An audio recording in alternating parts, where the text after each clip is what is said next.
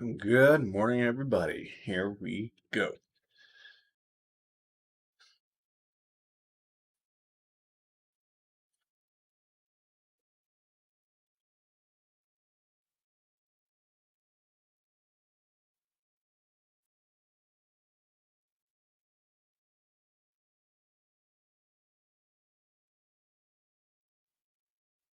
Mm.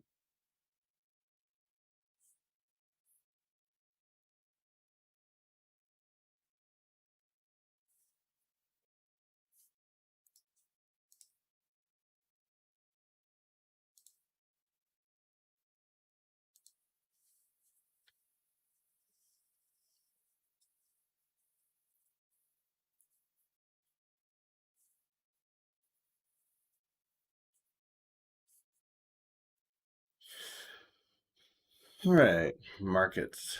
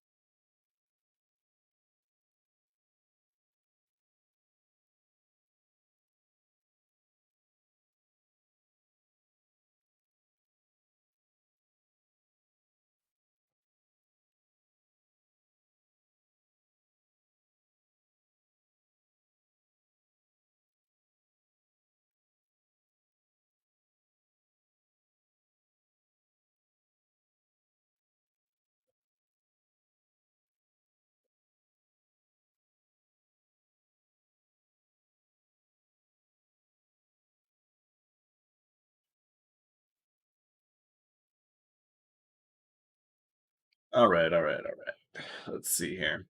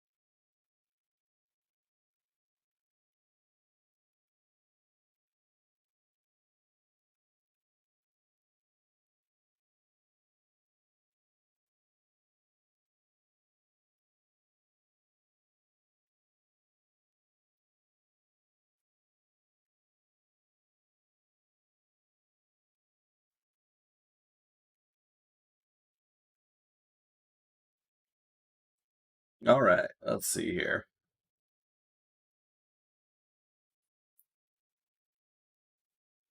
Are you ape?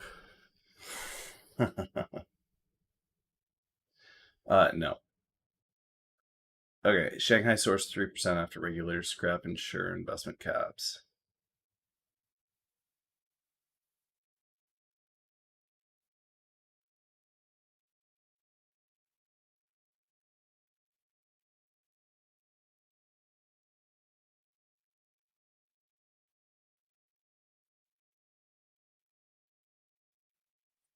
Interesting.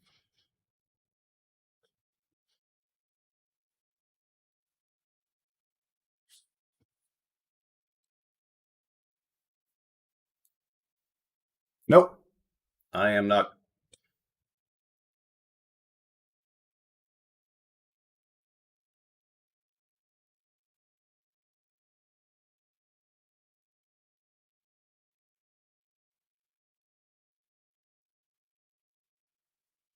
You leaders can't come to decision.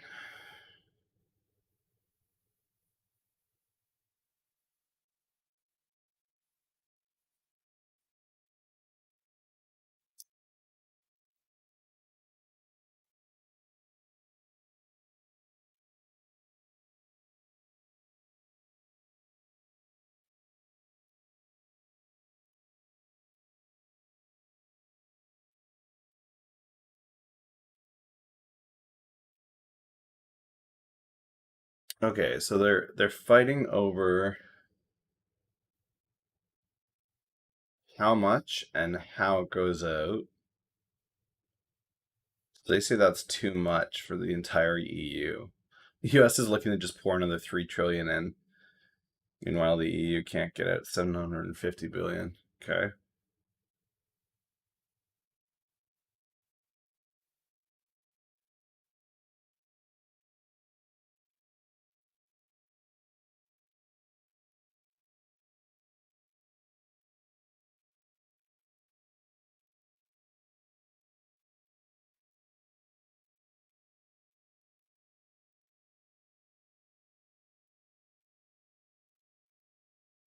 So that's not the headline. They were hoping the headline would be.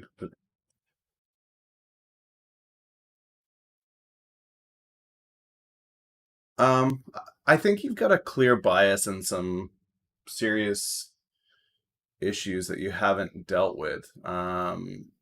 The market's the market. It doesn't recognize race, class, any of that. So I'm going to give you just this, and you can take a hike.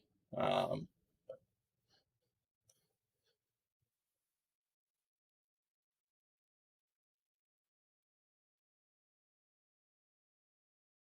the Illuminati conspiracy that the Jews own all the money in the world and are maniacal is ludicrous.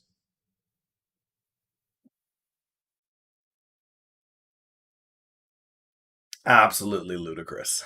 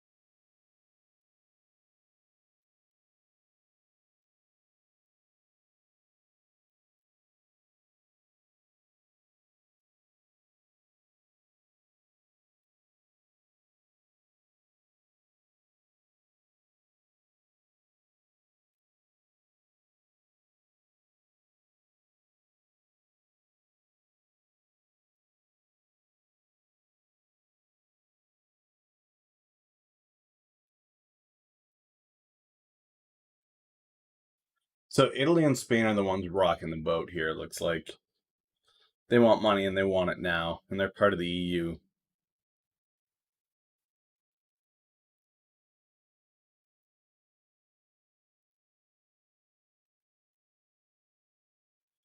So here is where we're going to get that underlying, if not racism, xenophobia.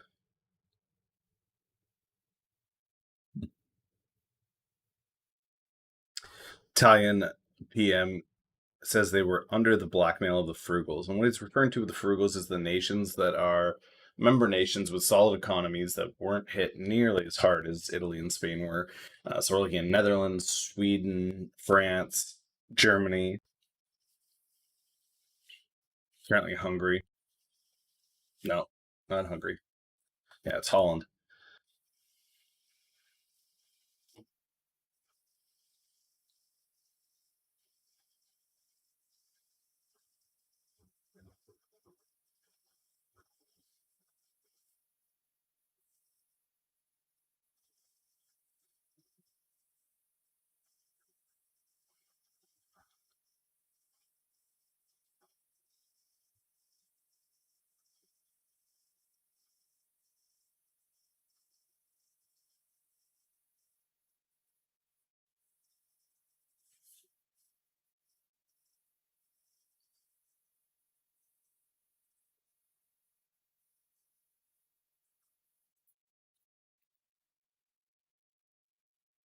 All right, let's see how that virus is doing today.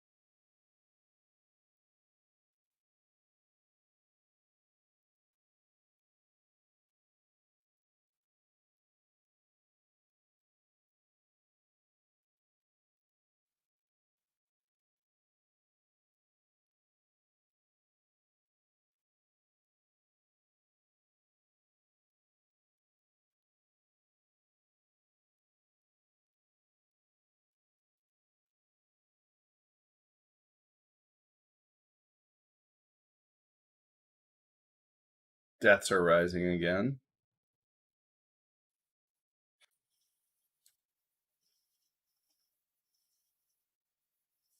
More than half the tests in the world have been done in the US. That's crazy.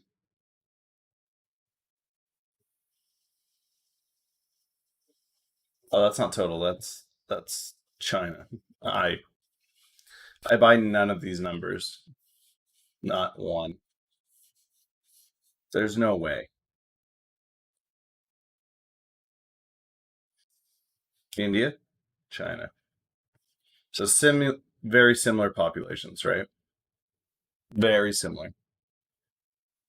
Tell me this is accurate.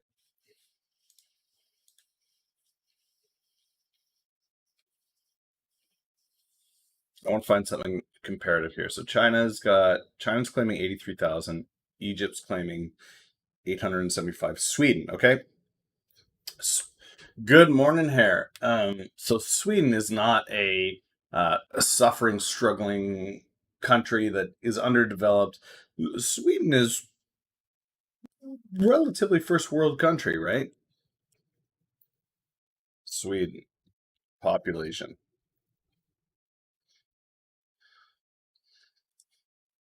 So on a population of 10 million, okay, Sweden has seen 77,000 cases. China's population, 1.4 billion. 1.4 billion. And you're claiming that you had the same amount as a country with 14 million people in it? No way.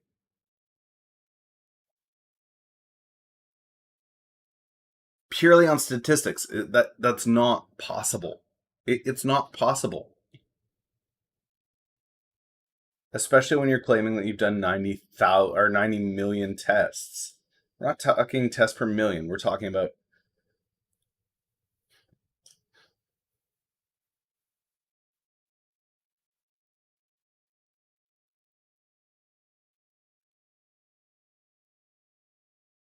it's just not possible. Ugh, continues to just be a dog and pony show.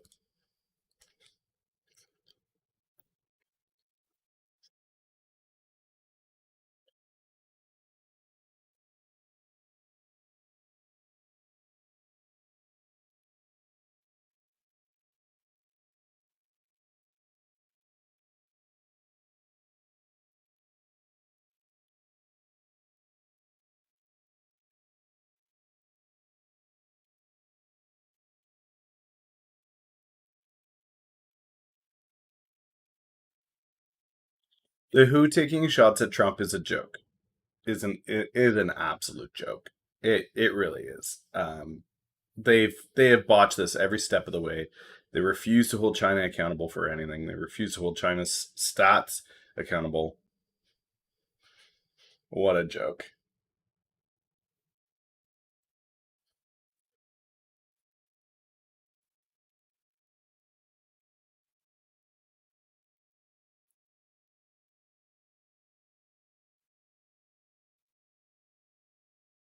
Okay, so no EU deal.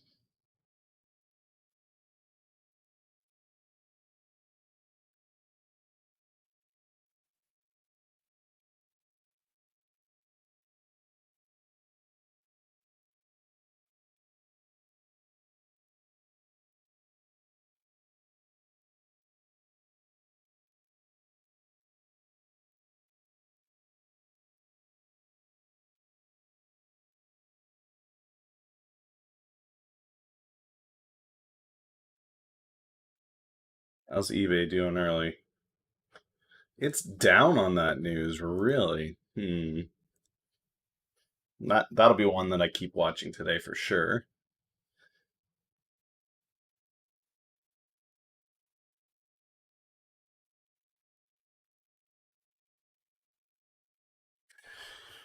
Okay, so Democrats want enhanced unemployment payments through January.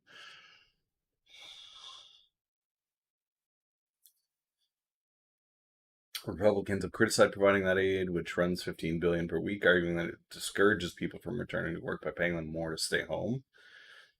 And there is validity in that, so make more money on unemployment.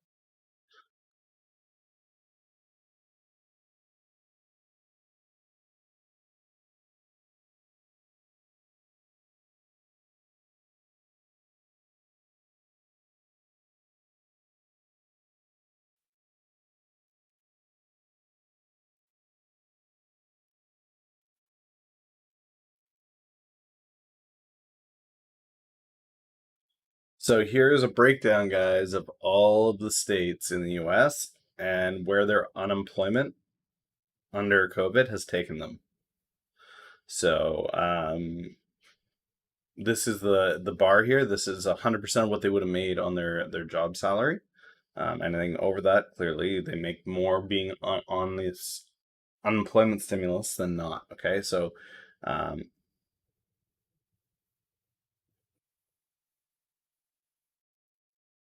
up until Indiana here, you make as much, if not more, than what you made at your job on unemployment. So what we've got are 1, 2, 3, 4, 5, 6, 7, 8, 9, 10, 11, 12, 13. So there's only 13 states where you would make less than what your employment was. But in places like Maine, New Mexico, Idaho, you're they're making 120% of what they would have made. Exactly. Why work then? Okay. So that's exactly it. Like I wanna because the way that these hit pieces are written, it's like, oh well, Congress is trying to debate this, and on the good guys side, on the Democrat side, they're saying, well, we need to continue unemployment payments, and then those bad guys, those Republicans, are coming and saying, no, we don't need to be giving out 15 billion a week to this because it doesn't encourage people to get back to their jobs and back to work. Um, so that's exactly what this is doing here is like, well, the Republicans are the bad guys. Well, when you look at this, how do you guys feel about um, people being paid 120, 140% of their salary for not doing any work? Should we just keep doing that? Is that a good idea moving ahead? I, I don't think so. I don't think that's sustainable.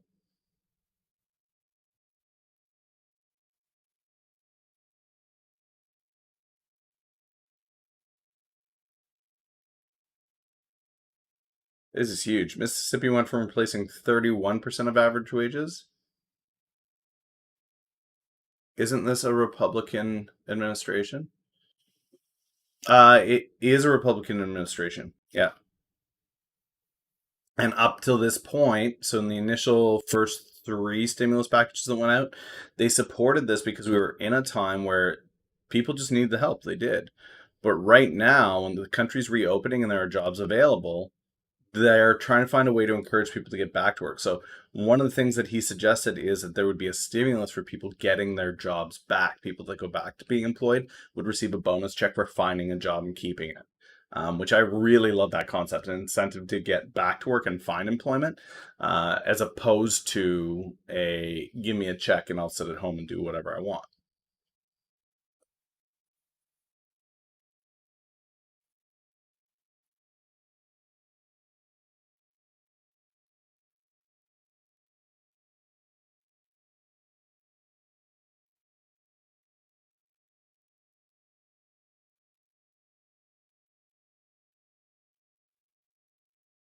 So they're saying that the new lockdowns are causing problems. So which states are locked back down again?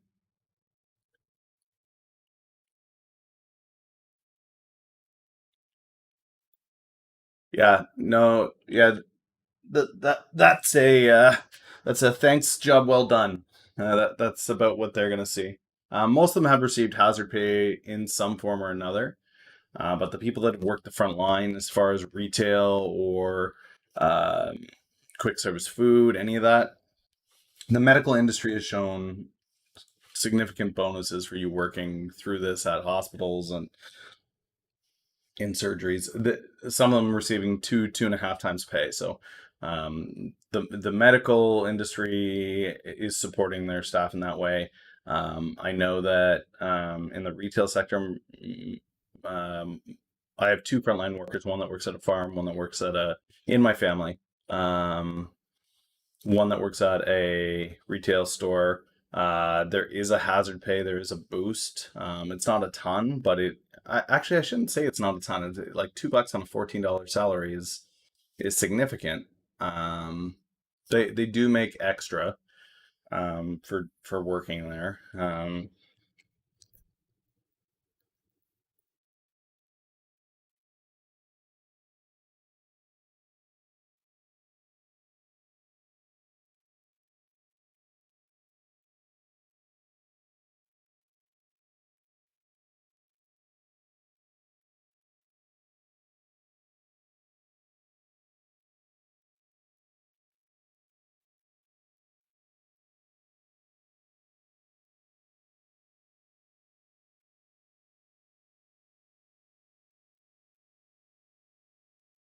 Okay, Alabama, Arkansas, Connecticut, Delaware, Idaho, Indiana, Mississippi, Jersey, North Carolina, Oregon, South Carolina. I I still think the issue with this opening and reopening, it should be done by population center. We're still doing this as a blanket thing of the state as a whole either reopens or doesn't.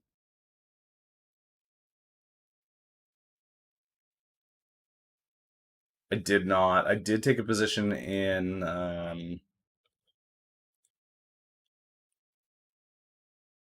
in Blackberry last week.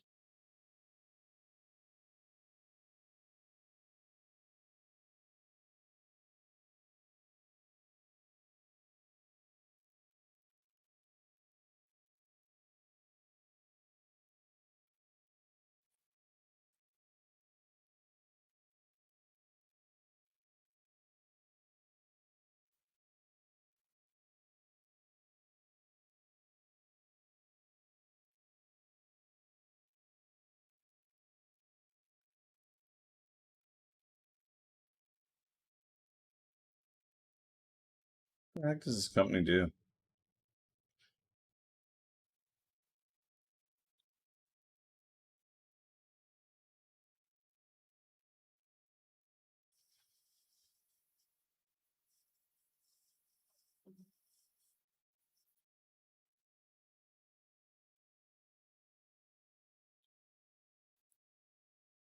Hmm.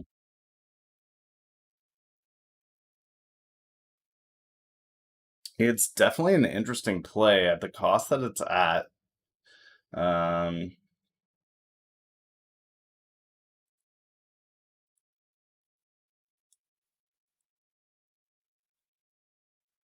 this is fluff. This is fluff. This is fluff. Leadership team.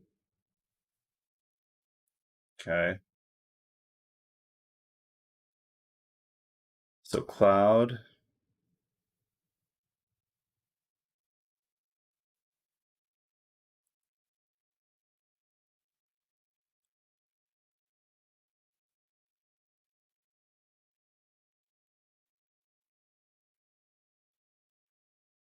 Yeah, I like it.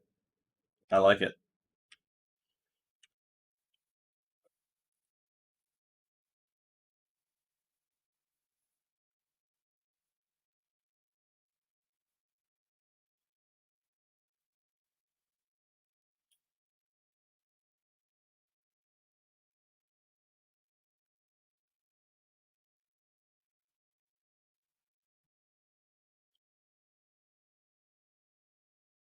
Okay.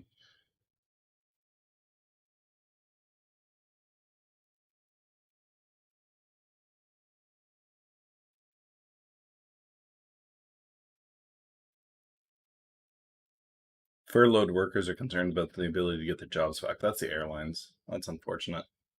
Airlines, cruise lines, those guys are going to hurt for a while.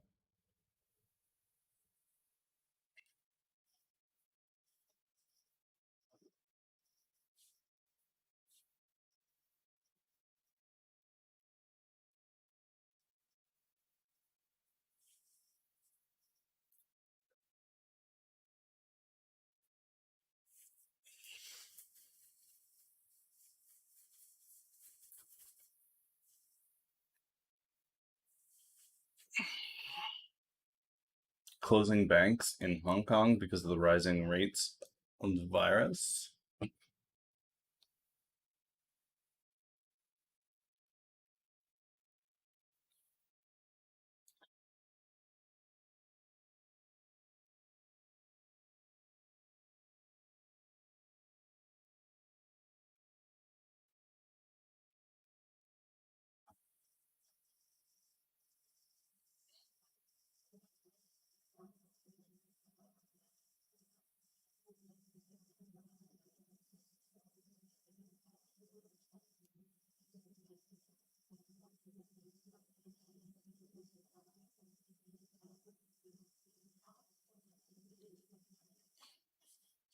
Mm-hmm.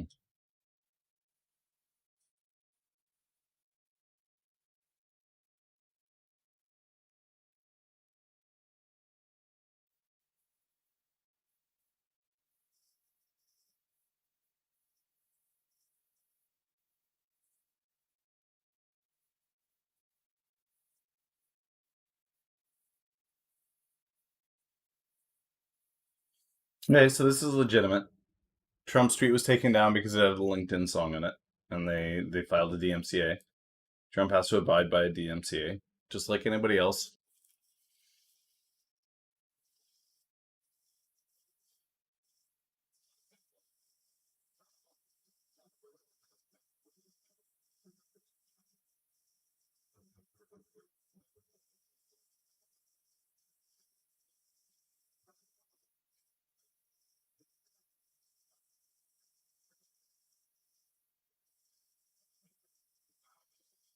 Okay, so Boeing was hoping these Dreamliners would cover their costs while the 737 MAX crisis was being figured out. It appears as though.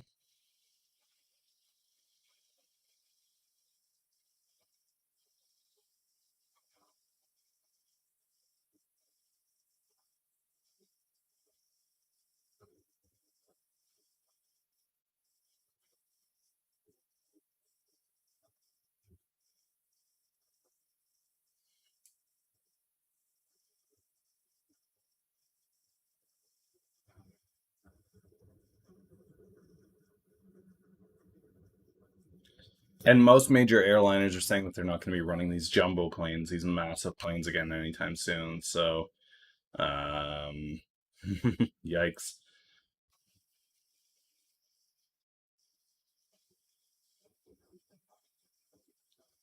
It's building 14 jets a month, but 14 planes a month, but it's not selling them. There's dozens of them that aren't being delivered because the airlines are saying we don't need them, we don't want them, we want our money back.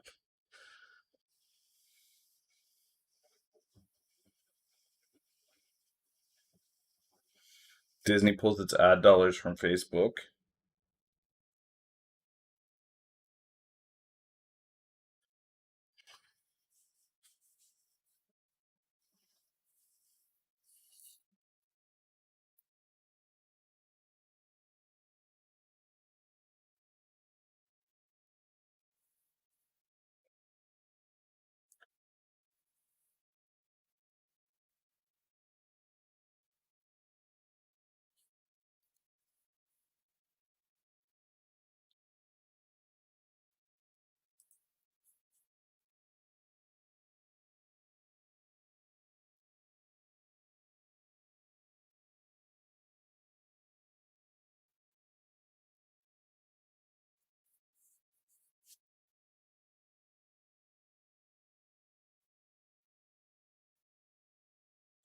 So that's kind of scary, actually. So in Hong Kong, if you have ties to the democracy movement, the anti-Chinese government movement, the banks may not work with you anymore, which is I mean, that's problematic to say the least. Okay, notifications. Let's check out this. Let's check out this. Let's check out this. Check out this.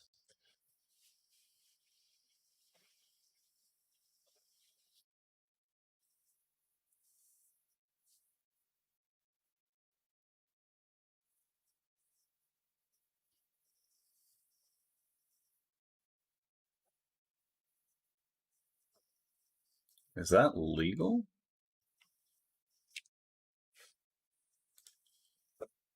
This town's just decided to print its own currency?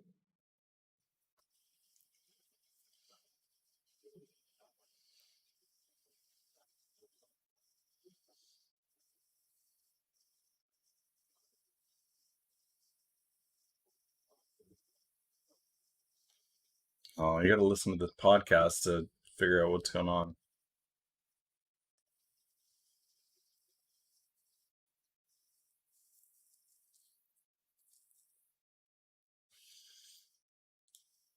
I mean, I guess if Disney can do it with Disney bucks, why not these small towns?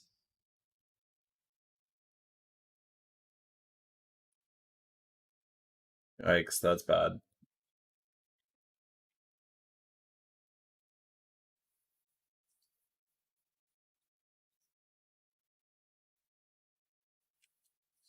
King of Saudi Arabia hospitalized. That's not good.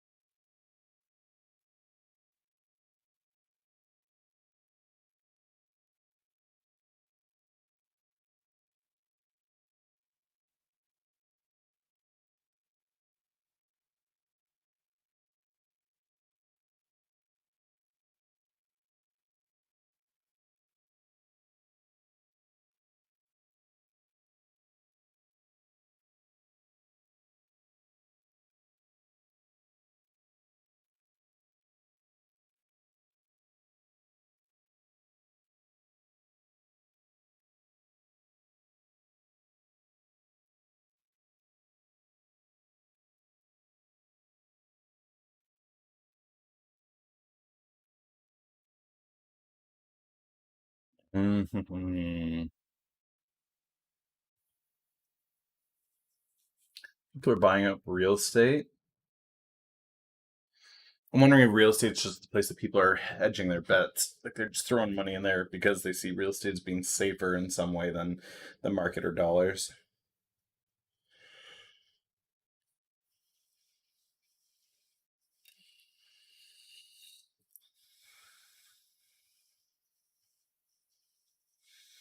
And here it is again. Like China's going to experience the same thing that we saw in the Big Short. Um, Massive loan defaults.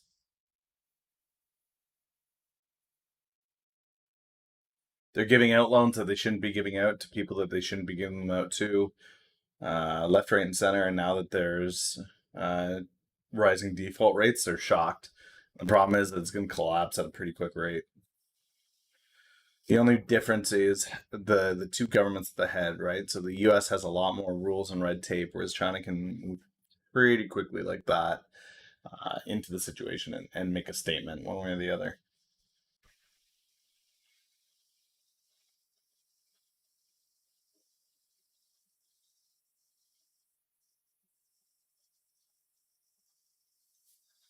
Okay, Kanye is on a roll with his presidential campaign.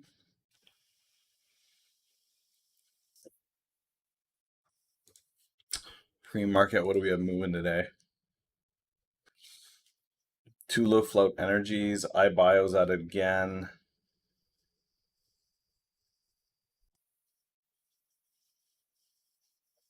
Tonics Pharma, technical communication. Okay, so two bio companies, two energy companies, and a tech company.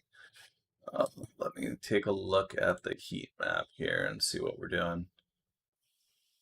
Healthcare is mostly green. Utilities is green. Tech is looking red. Financials are looking red.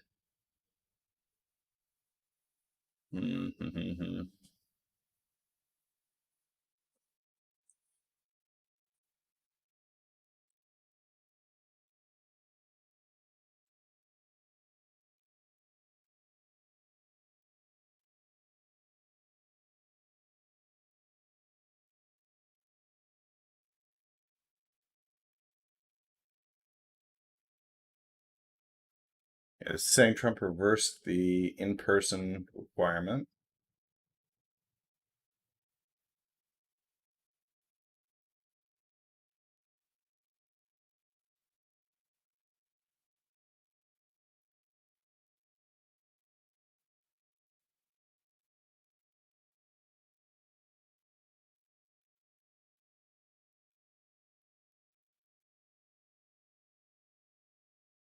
She's saying she had to leave the US because she couldn't find employment while she's there.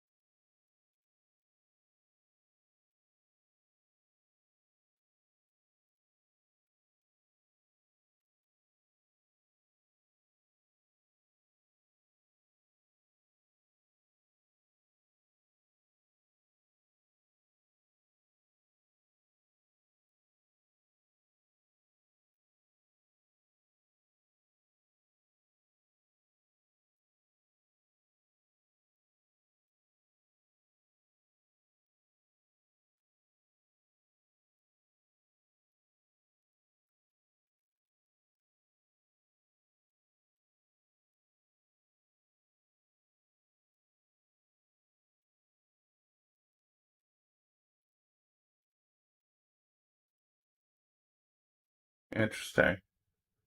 What's up, Joe? Ooh. Hey, princess.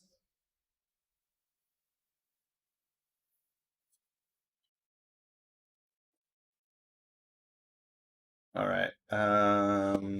Hmm.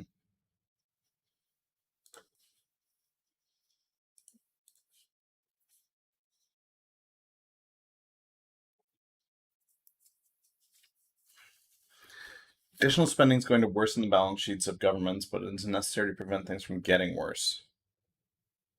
Anybody see the hypocrisy in that statement? Anyone? Bueller? No? Okay, cool.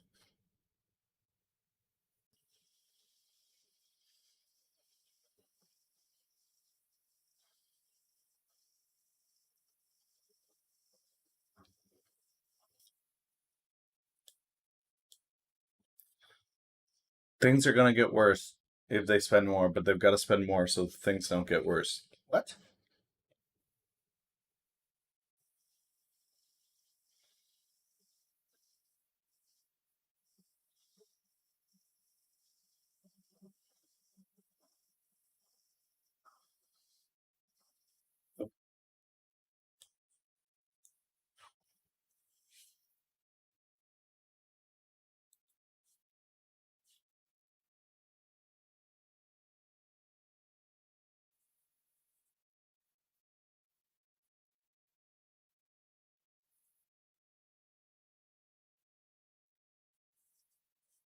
He's got a vest on.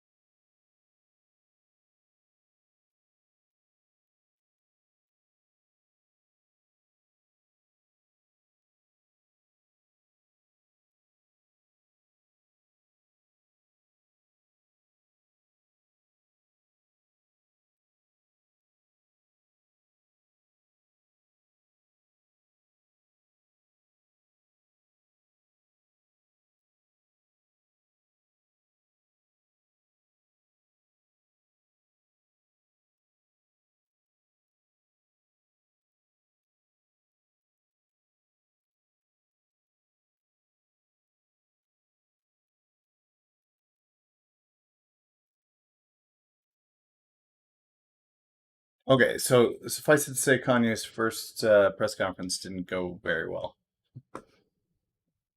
Yikes.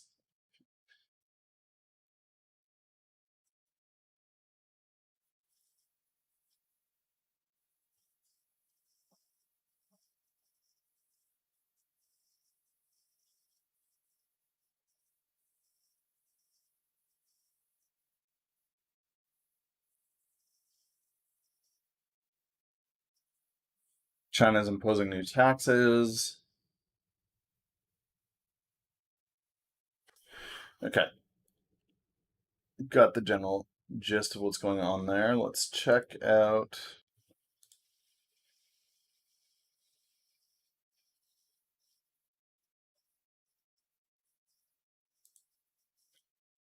Let's check out this.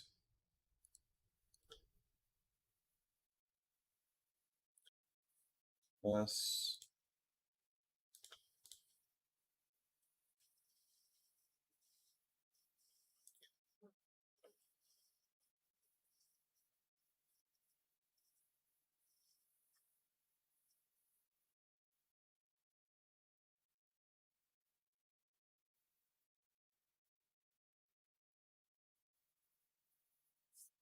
Okay.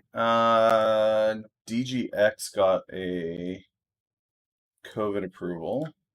So that's going to go into the FDA approval strat.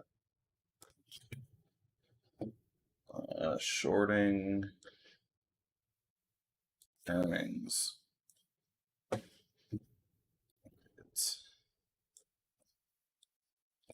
so DGX is getting added there.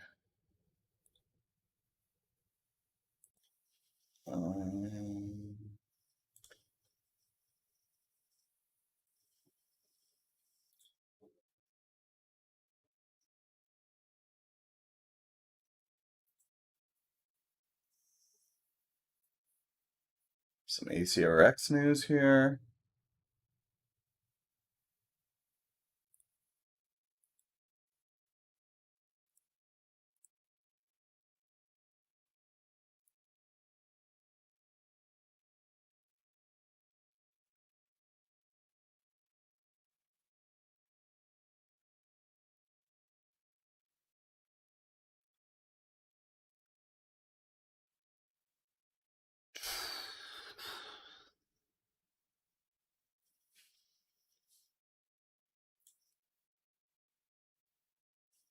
MFA Financial.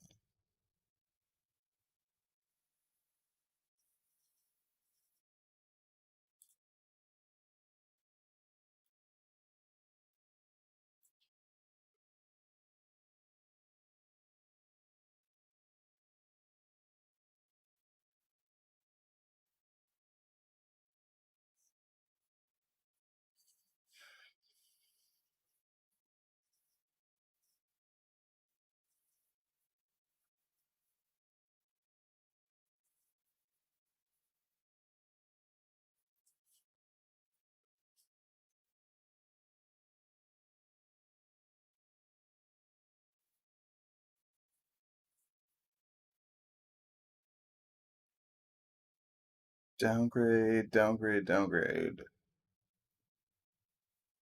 Where's the upgrade?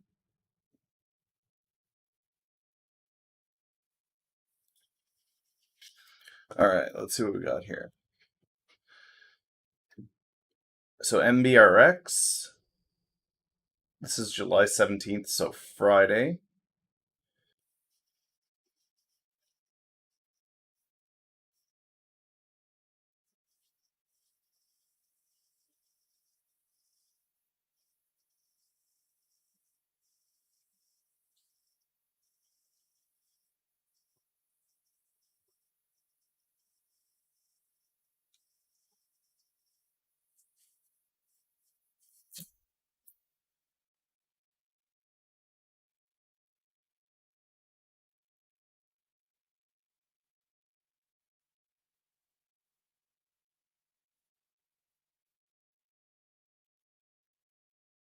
It's a shelf offering.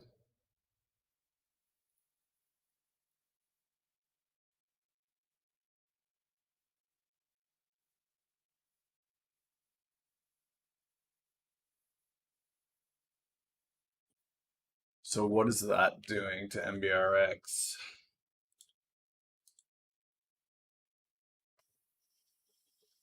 Not really much.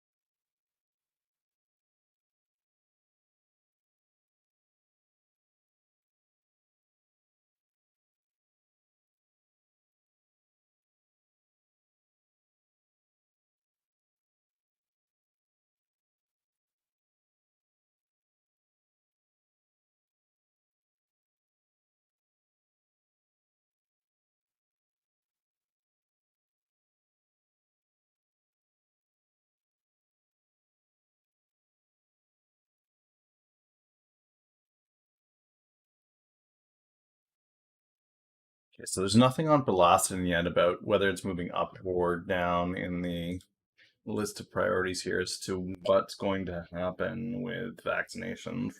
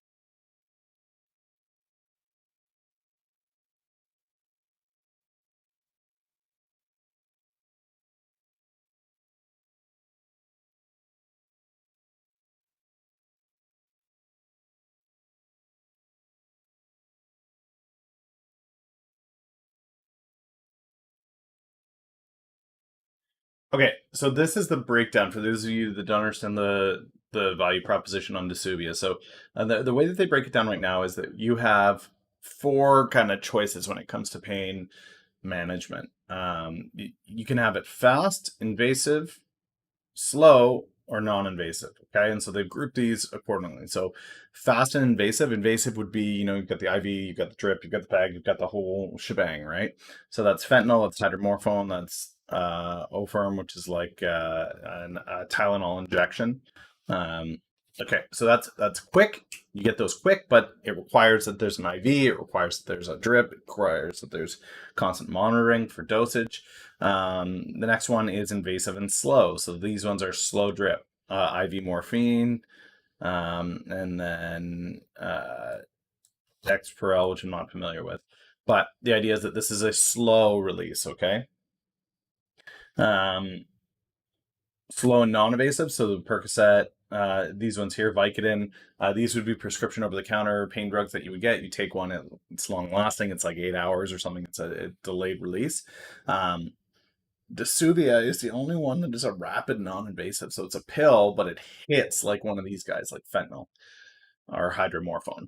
Now, this one can't be, Dysuvia can't be prescribed like these ones can. So you can go to your pharmacy and pick up a Vicodin prescription. You can't go to a pharmacy and pick up a Dysuvia prescription ever. But this is huge because when you're inside an operating environment, whether that's an ER, an OR, selective surgery, whatever it may be, having this readily available, where it's like, well, we need something that's quick, we need something that's non-invasive. What's the option? Well, there's only one option. Okay, cool.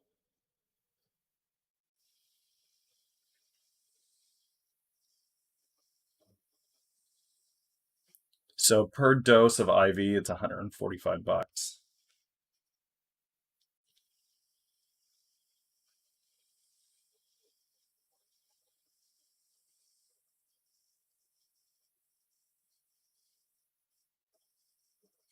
This is making the argument that it's the only choice. If that's what they're looking for, if people need quick pain relief and they don't have IVs, they don't have syringes available, they don't have drip bags available, they don't have that stuff available, there's a huge shortage. There is.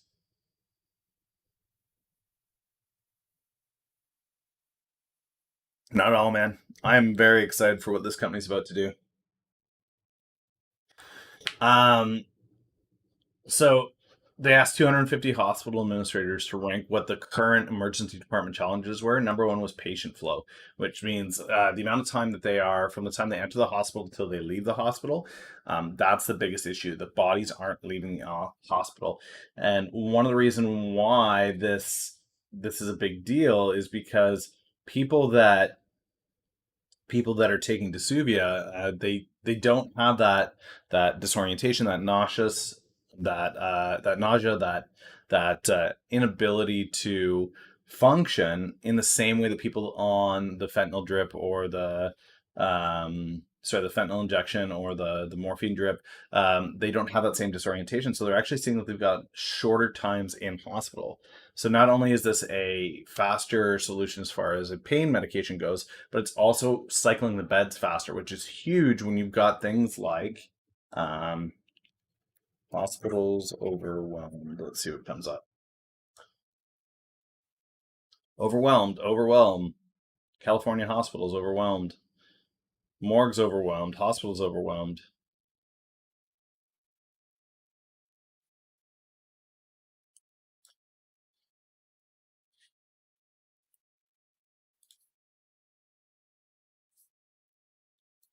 So California hospitals overwhelmed.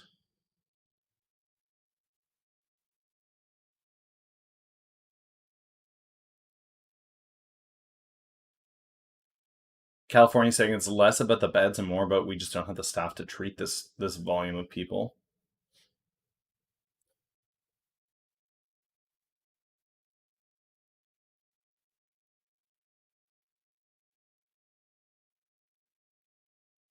California doctors are shipping patients up to 600 miles away because they can't be cared for locally. Nurses are pouring in from out of state to reinforce exhausted medical workers. Texas mayors are demanding the right to shut down their cities to avoid overwhelming hospitals. Interesting.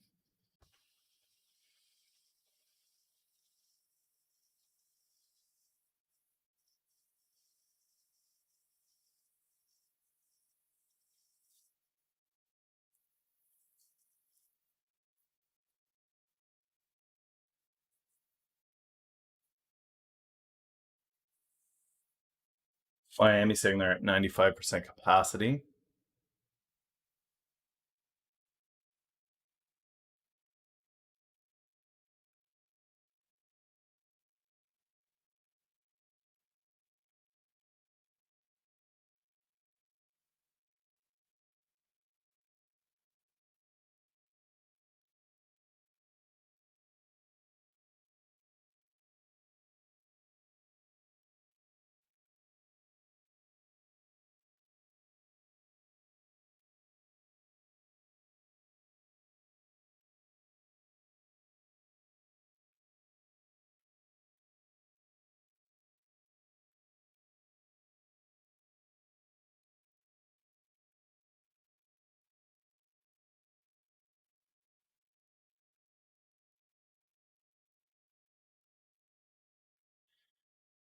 they're making a decision about who gets ICU beds, and they're sending people away.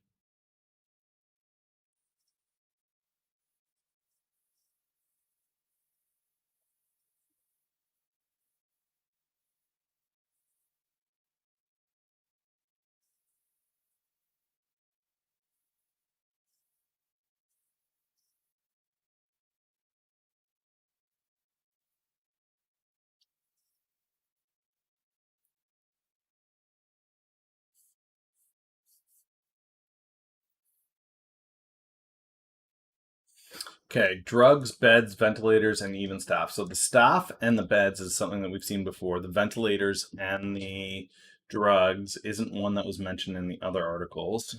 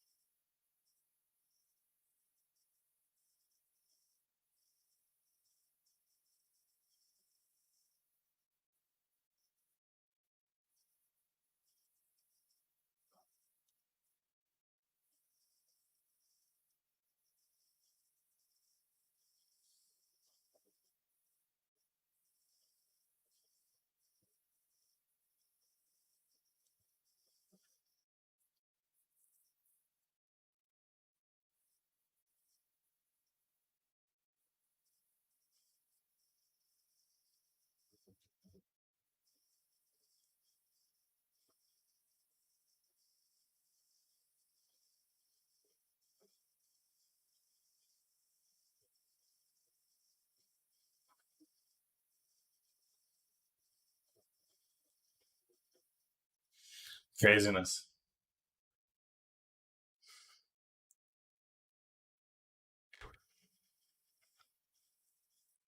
Mike, can you guys not hear me? Really? Hopefully, you guys can hear me. It's a blue snowball.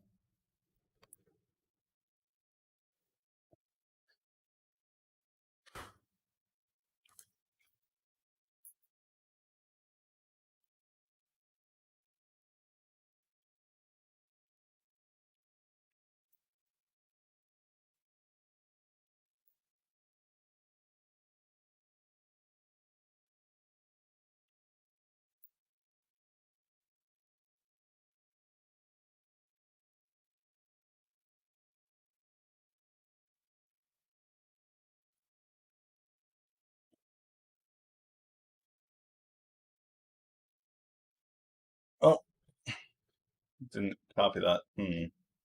Hold on.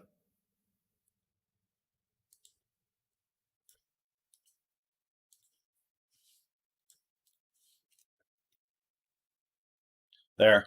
That's the exact one that I use. And I've put my own like custom pop filter on it, but yeah, it works pretty well. I'm pretty happy with it. It also is using RTX, so NVIDIA has an audio canceling tool you can use if you've got a, a card that can actually use the AI. So I've got an RTX 2080, and that's able to run the RTX voice app, which is fantastic. I can actually clap into the mic, and you guys probably can't hear that. It should be canceling that out.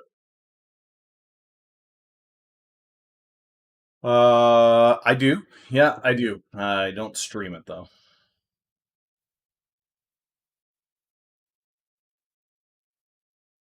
The main reason for me having that is the video editing for the digital marketing stuff that I do.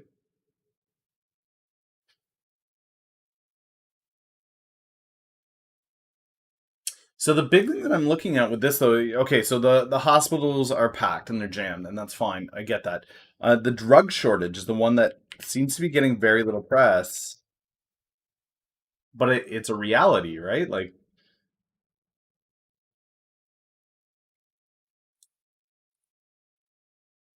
past week.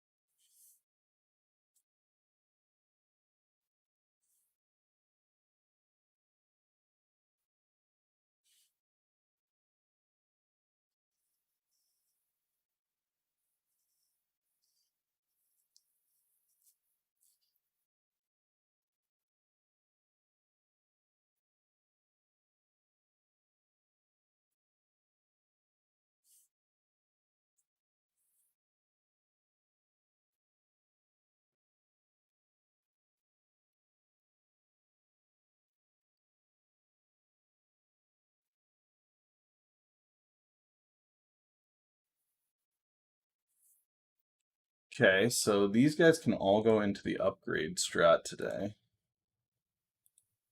It makes it tough, actually, because I don't know that...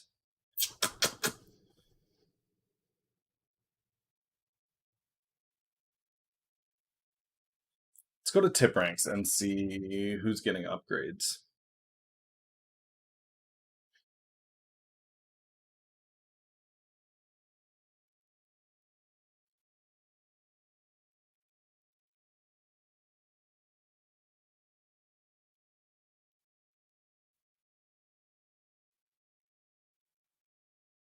For you Twitterati out there, I'll be doing this on Wednesday. Conversation regarding how to diversify your portfolio.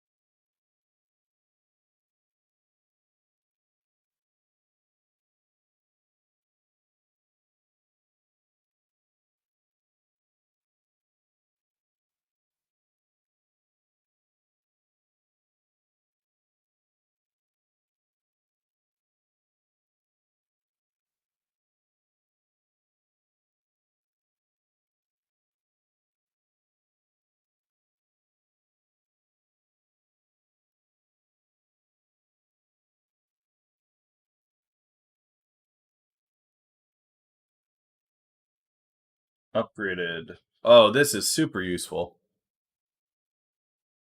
This is what I've been looking for. Restricted to 5-star analysts that give things. Oh, what have we made it 4 as well? 3.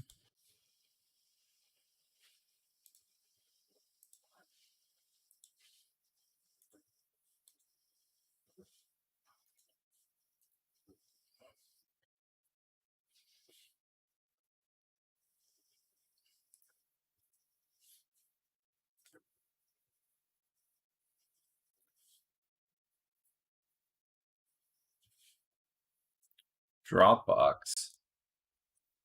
Sub 40. That meets the criteria. So DBX.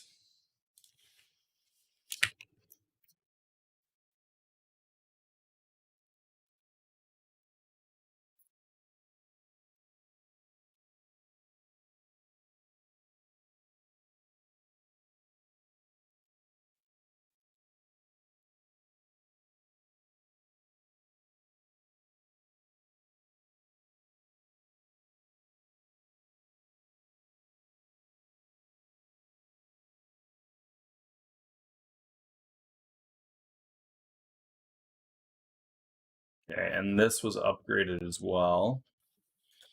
SISC.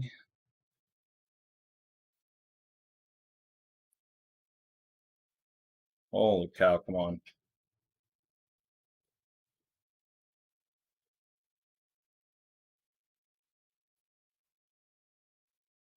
Okay.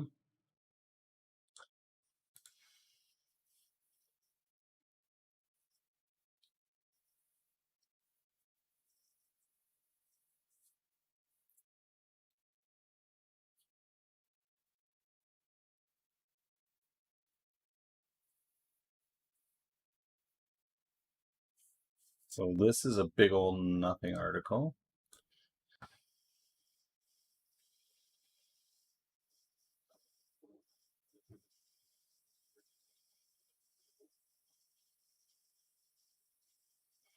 So they've got 1 million in shares, and they're increasing their sizing.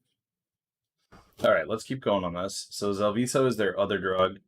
This is a self-applied one.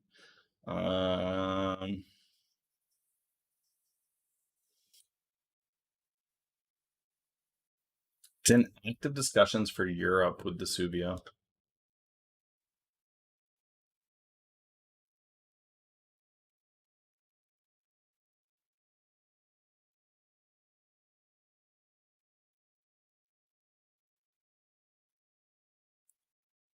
Expected in late Q2, early Q3.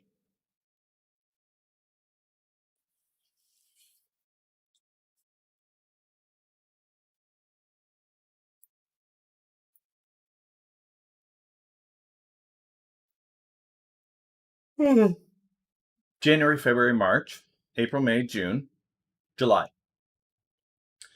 Okay, so we should be expecting sometime very soon, very, very soon, the actual order from the Army. Now, there was news last week, guys, on ACRX that there was a military contract for 3 million. That was not this. That's not what we're talking about. That wasn't for the SKO. That was for a medical study. So that was a $3 million purchase on top of whatever comes in through their SKOs. The study that they're doing off that $3 million of product is they're testing it to see if they can remove fentanyl altogether from military use in the field. So currently they're using a product that's a fentanyl lollipop. So literally what it sounds like, they take off the wrapper, they put it in your mouth, and it's a slow release fentanyl.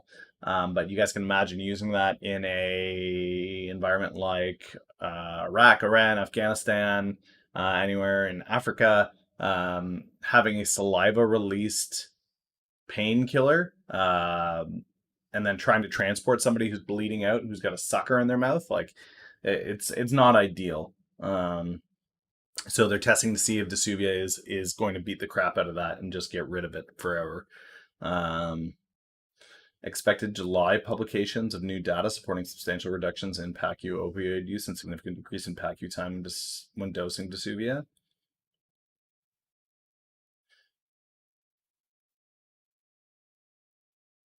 Okay, so I mean, really, we're just waiting this week, or yeah, the next week and a half. We're just waiting, patiently waiting.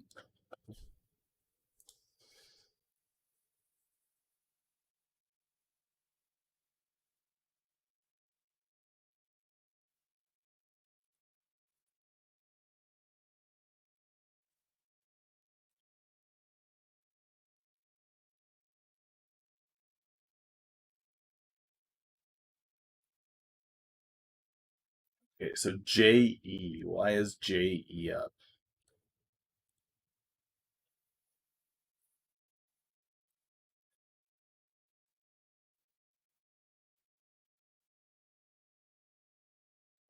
Panda.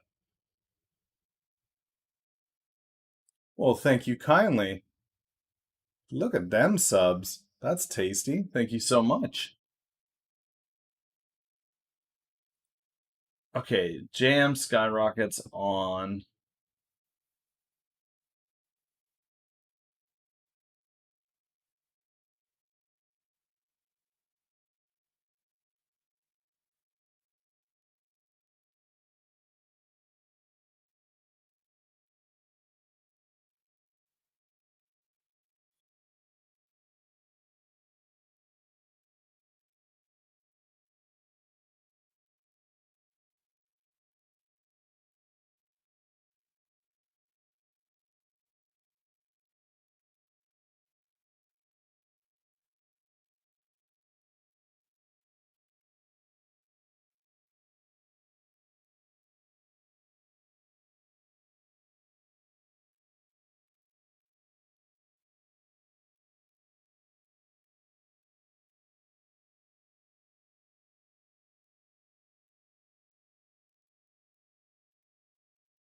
Interesting. So this is a Canadian company that's up pre-market on this ruling. There it is. Okay, Aikido Pharma.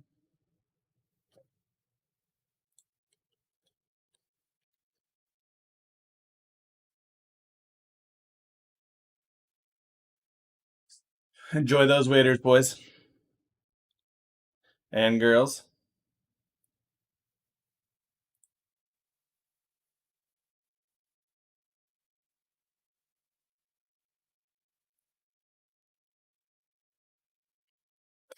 All right. Why would this be up like this?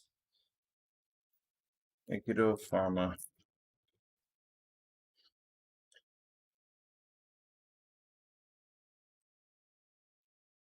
Last 24 hours. Nothing. So this is up ahead of time. Somebody knows something. Ooh, hair 2 months in a row. Very nice.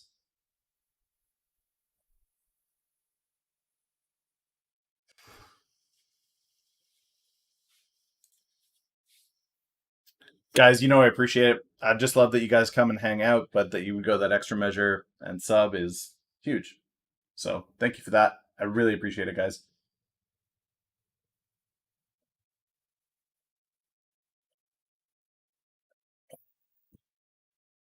Okay. What else we got? Early pre-market movers. So there's no news on that. I can't figure out why Aikido is up. Tonix Pharma. Man, these bio stocks. TNXP. This is one that we've looked at before, I think.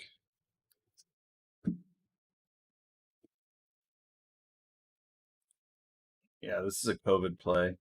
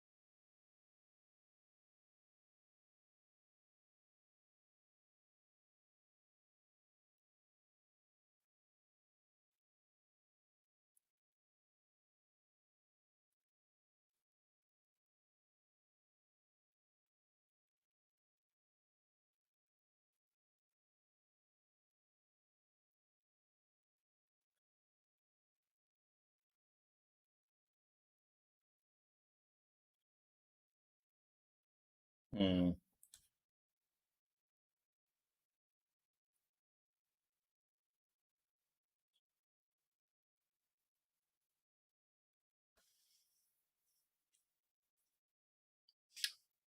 Maybe this is where I should be looking for. Maybe I can search.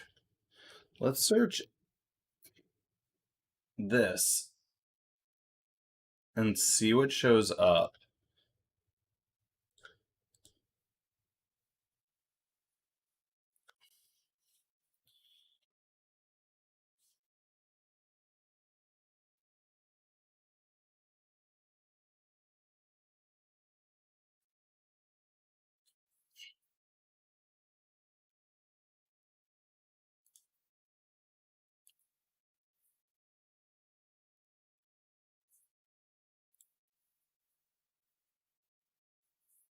Did I update my tip ranks? I think so. I think it's fully updated now. Yeah. Yeah, so the position in OCGN's there now. Westport, I increased my sizing on it. Blackberry's there. Malincrot, Side-Eye. These are all new acquisitions in this portfolio. So I'm pretty happy with where this stands. I don't know where they've got me rated at the moment.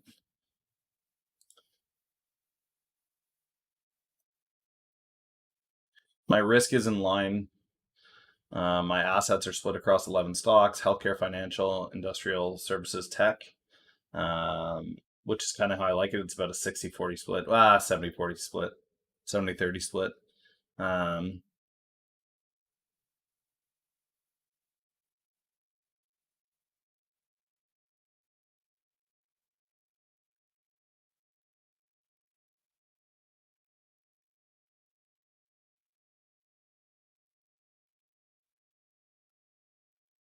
so there is the breakdown. Any thoughts on bingo? I mean, that's one that we looked at last week.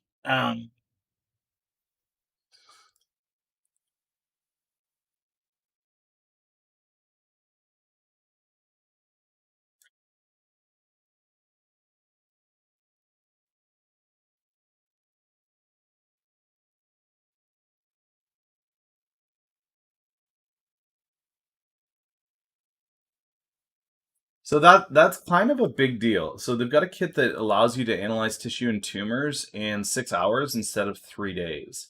And in cancer, diagnosis and analysis is big money. Um, so it the issue is it's not speaking to a specific line of cancer, which would be huge.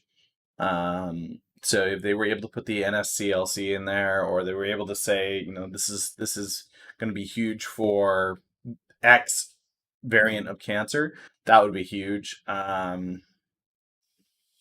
other downside is it's not a COVID play, and that really sucks.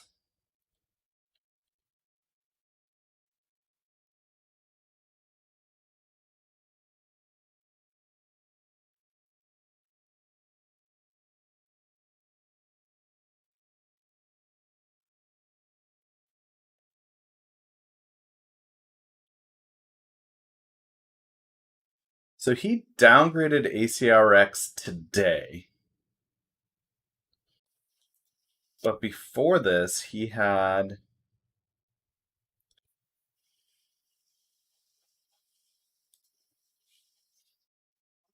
it at $1, and he's downgraded it to 67 cents, which makes me wonder if he's not looking to get into a position.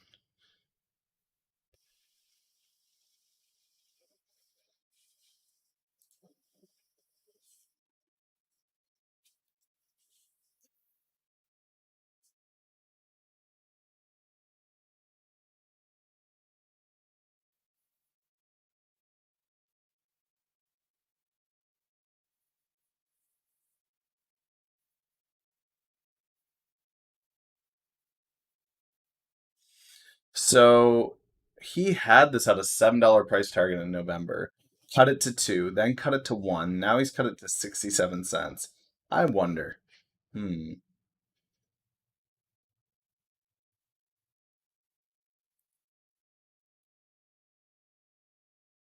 I like Bingo, man. I like it. I like what it's doing there. It's got an approval from the FDA already.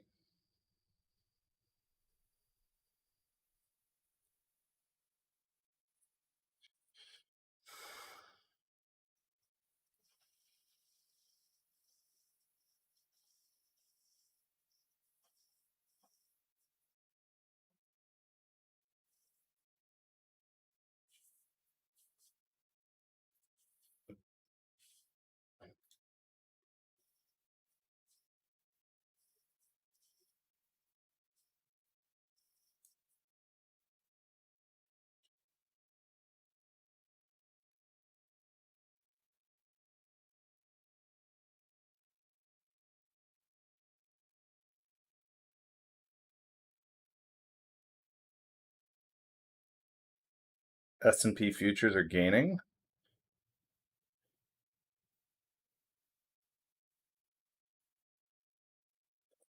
Interesting. Apparently, that Shanghai news is a big deal. Let's go here. I don't know that I'm connected to anybody at ACRX yet. ACRX.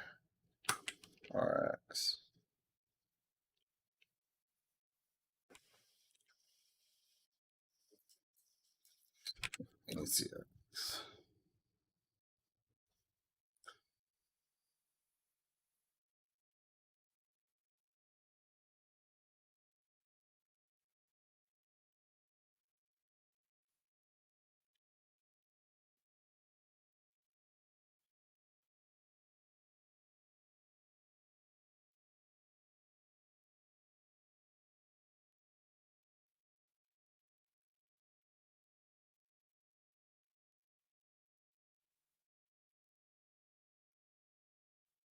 Vincent and Gotti.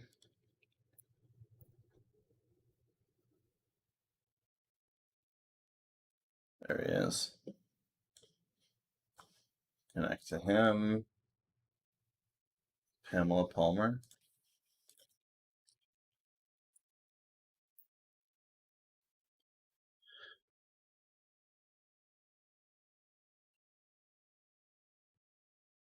Yeah, and that's one that I don't find any news on. Why is your buddy getting into Aikido?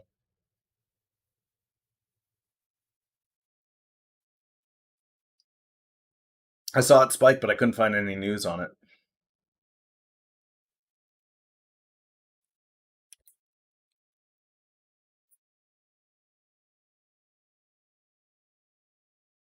Okay, so she doesn't come up.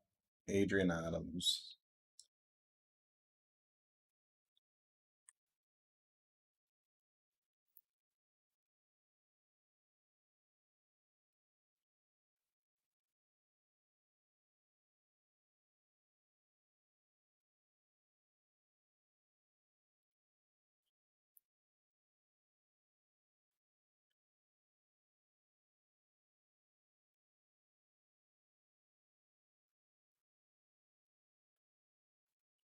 Anyways, guys, there's the tip rate performance so far, month of July. So you guys will see that June, there's no red candle here because it essentially just went even. I went down a little bit. So this is the first month. No, this is the first month of tracking. So it was down 8% that month. Six this month, 17%. So I'm outperforming the S&P by 400% so far this month. Pretty much scraping the losses from that month. So this is looking good. It's growing.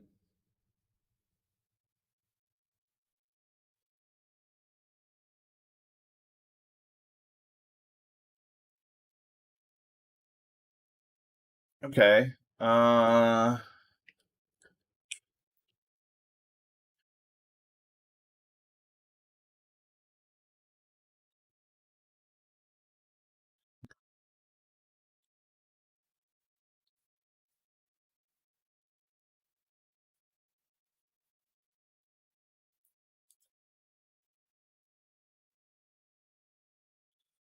Yeah, that's weird because I'd love to know where he got it.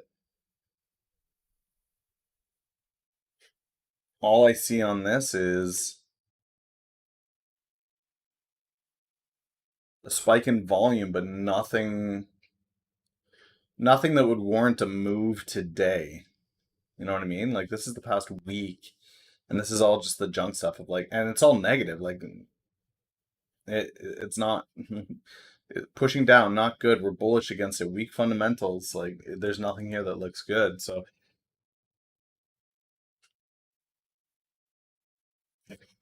how'd the shops treat you? Yeah, post the link, please. I'd love to read it. I want to be able to read the DD on it.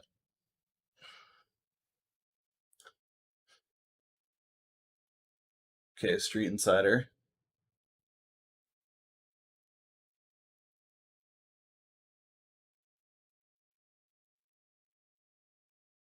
Okay, so it signed an MLA with University of Maryland.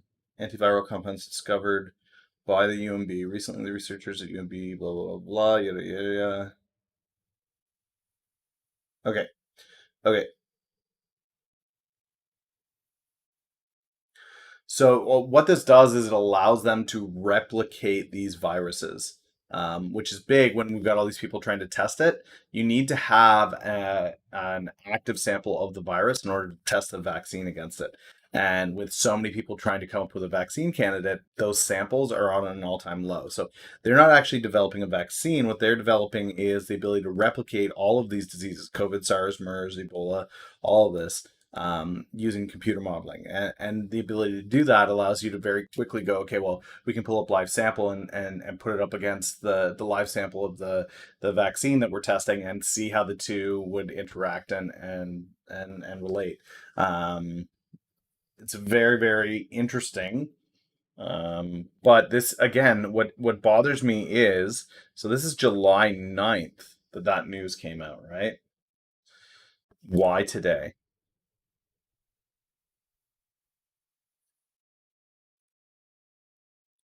Why today? If this has been around for a week, why today?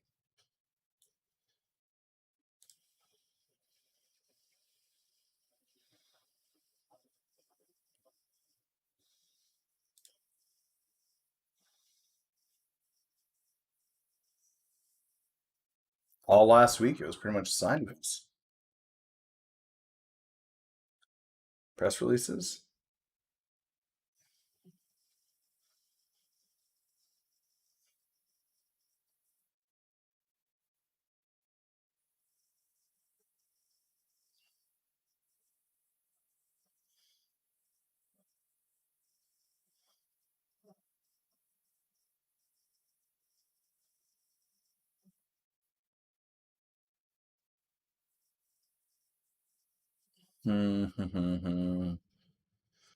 Interesting.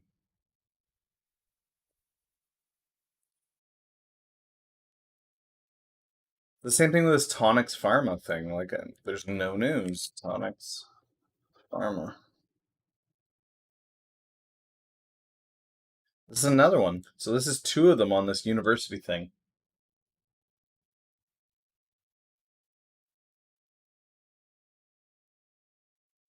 Yeah, there was an article on that in regards to it wasn't AstraZeneca, it was British American Tobacco and Pfizer, I think.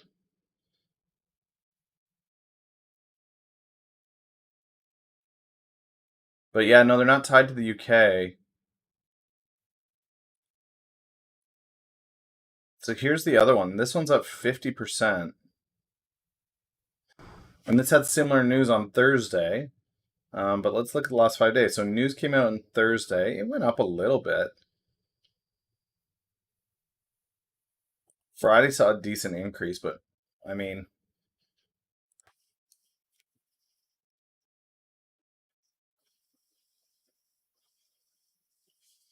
yeah, interesting. It looks like people are just pouring money into these university collaborations.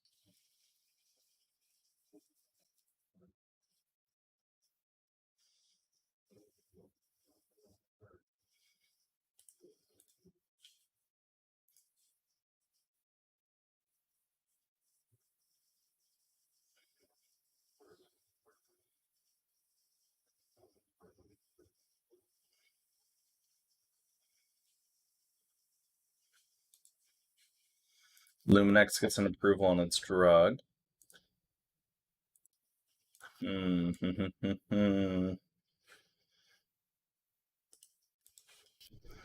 New cloud gaming service.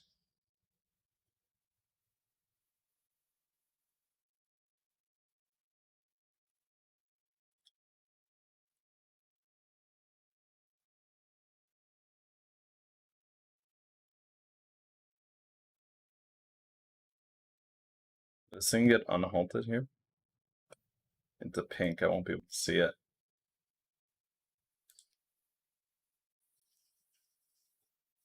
There you go. eBay was down. Now it's up. I can't believe eBay is still worth $58 a share. Holy cow. I thought that thing would let out by now.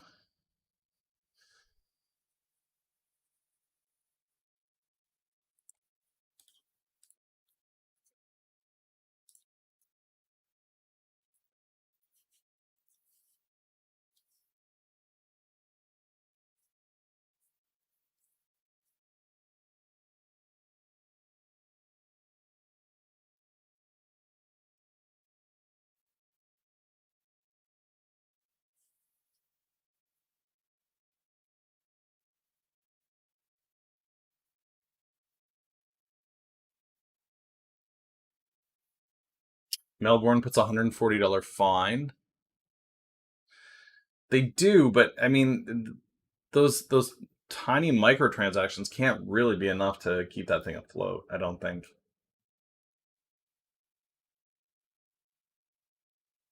The UAE's Hope Mars mission has embarked on its 7-month journey to Mars from Japan.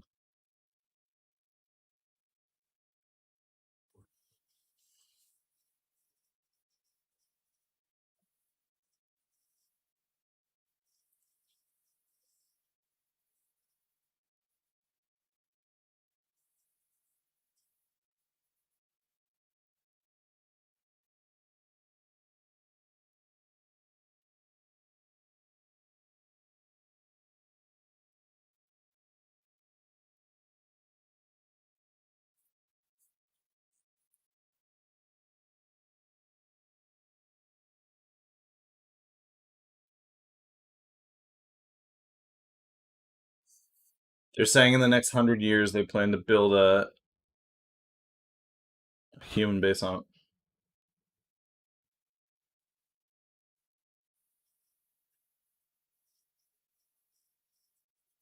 it. Oh, Jack Ma's new thing is there.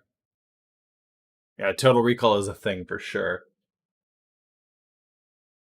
Jack Ma's new ant group is on the Hong Kong and Shanghai listing at the same time.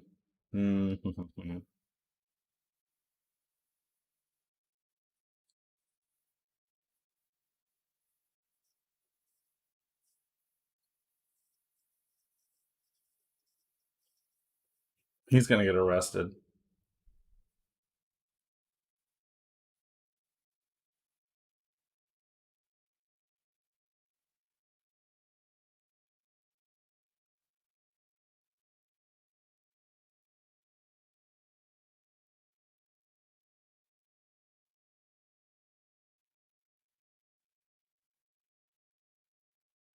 This kid's gonna get arrested or disappear.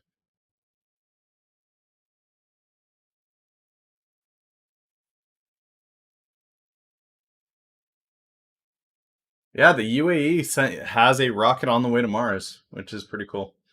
Oh, you mean Jack Ma's ant group thing? I don't know, but it's Jack Ma. I'm not gonna bet against Jack Ma. Um,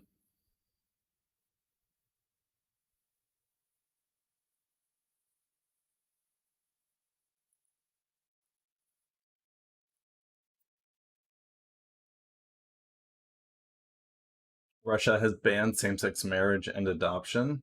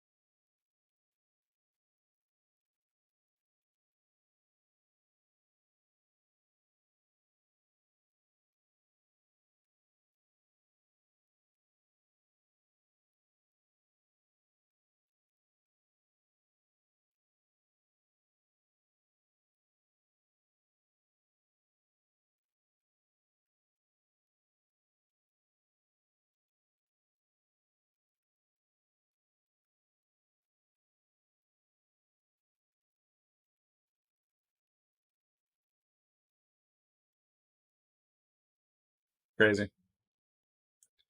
Well, that should light a fire under some folks.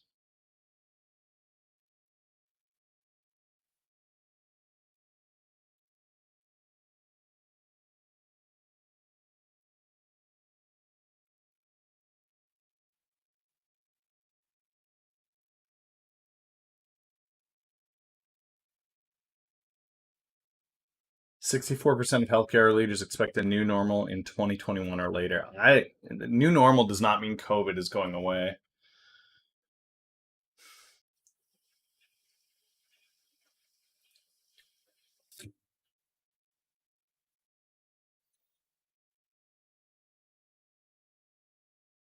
New normalcy just means that we accept the fact that COVID is not going anywhere.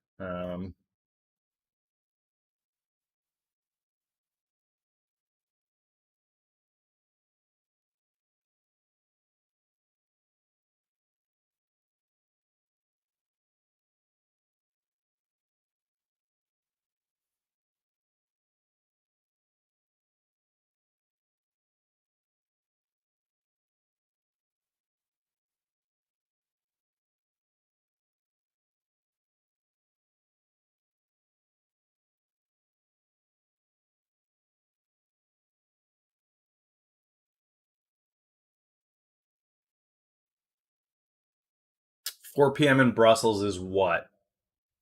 5 hours our time, 10? Is that right? 11? 11 our time?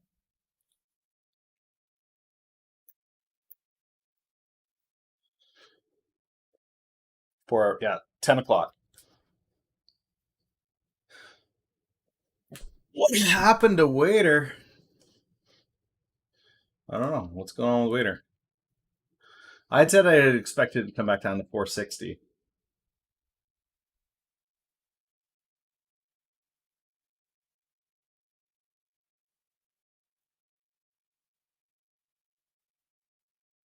Not 460, 360. I still expect this to come back down.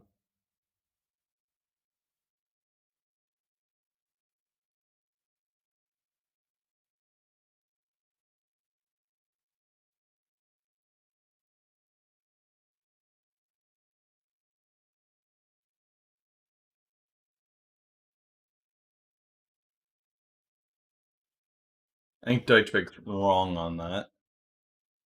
Oh, my holdings. Yeah, no. So I took profit and I expect them to decline one more time.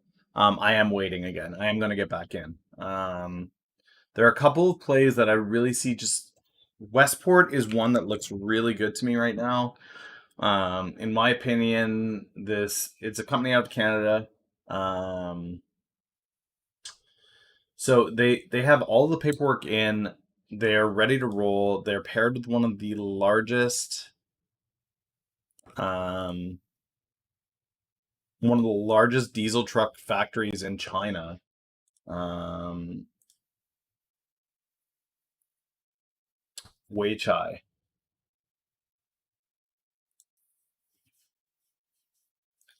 Um,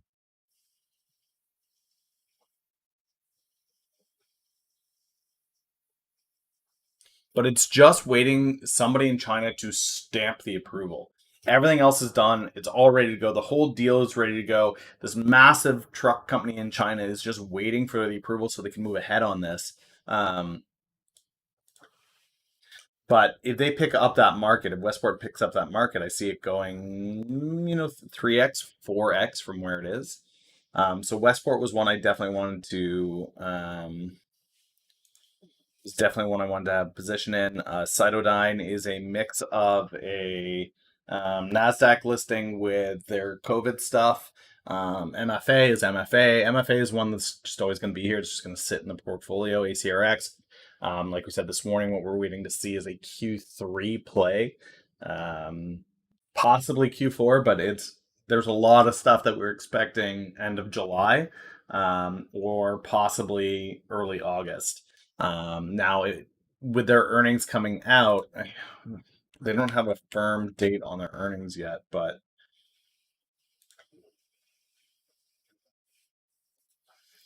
yeah. So next week is hypothetically when we're gonna see their earnings. Um,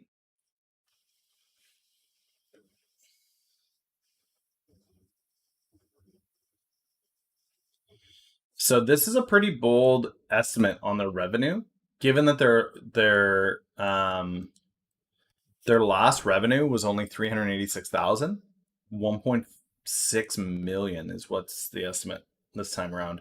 If they can hit that, if they can hit that number or come close to it, I think that's going to be big for them.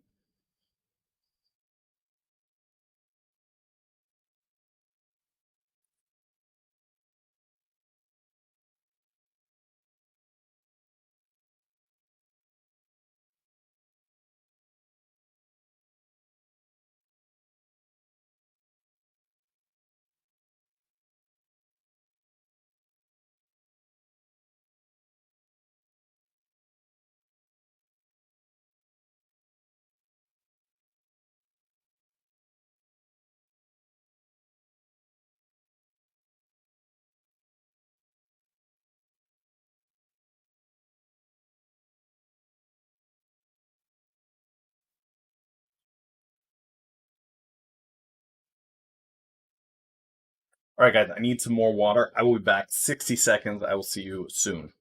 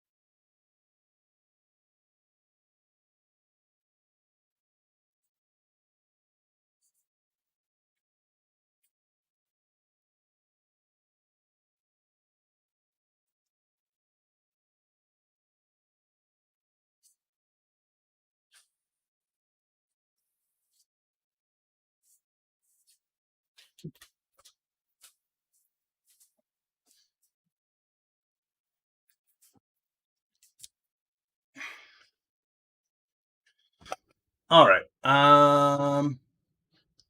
So the other stuff that I've got here, guys,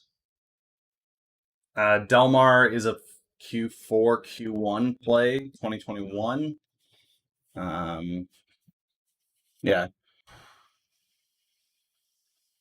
iPix is a Q4, Q1 play. BlackBerry is a hold for as long as the foreseeable future allows. Mallinckrodt is a Q4 play. OCGN is a Q4 play. These guys are 15-year plays.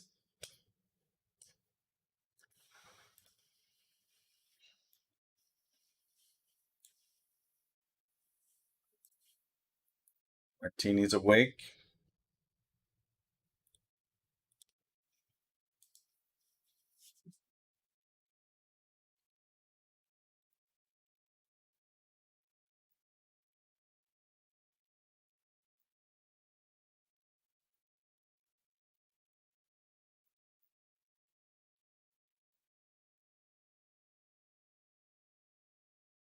Yeah, ACRX I really see as being that it, it could be next week. It starts to pick up some speed, but it's gonna be the military budgets, and those have a deadline of November. So Q4 is the big pump on that for me. That's when I see the real money showing up when you've got the orders from the U.S. Army, the U.S. Navy, the Air Force all coming in, and then the national stockpile as well. I think that's gonna be pretty huge.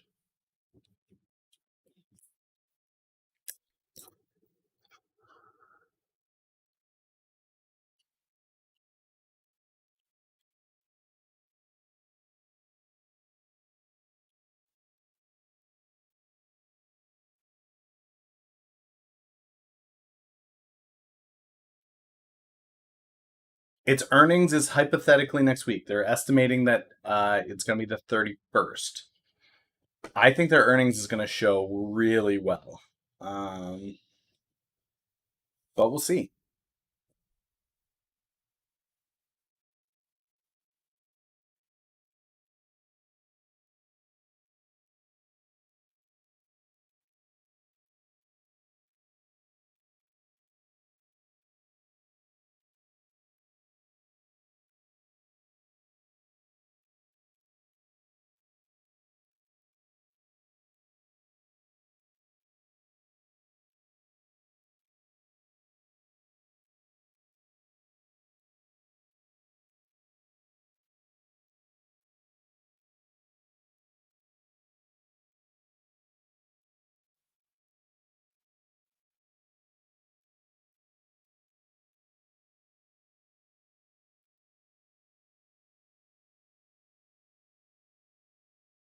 I will be watching this pretty closely today. This is a huge deal.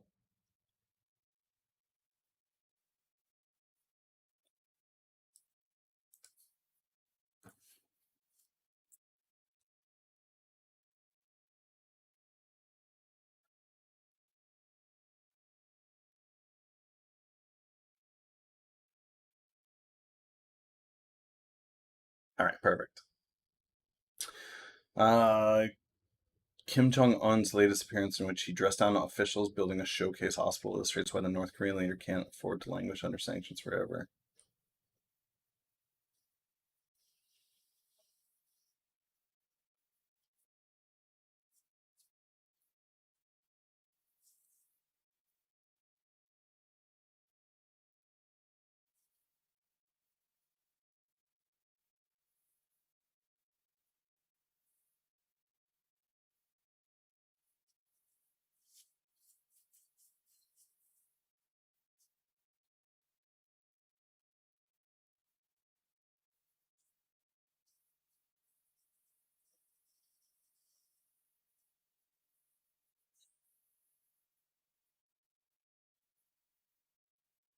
See, this is dangerous because when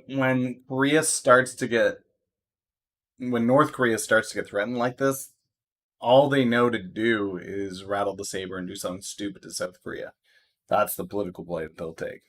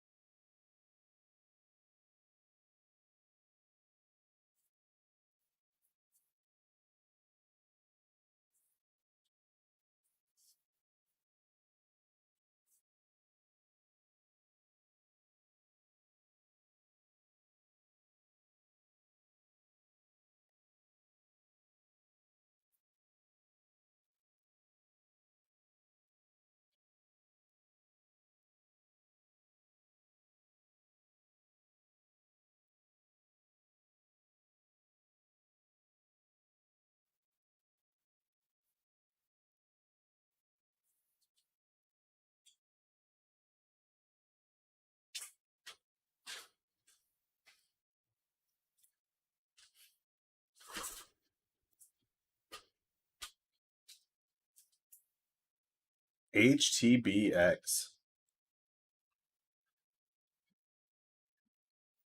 These are the guys that do the thermo analysis, right?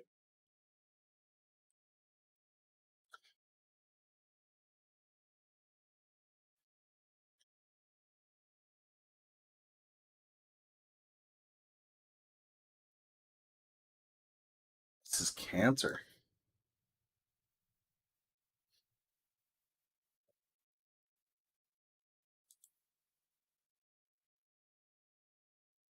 I'm wondering if this isn't up because it's tied to T cells, which is seeming to be the hope for COVID. If you're a leader in T cell tech, let's check and see what we're looking at in regards to the FDA calendar this week.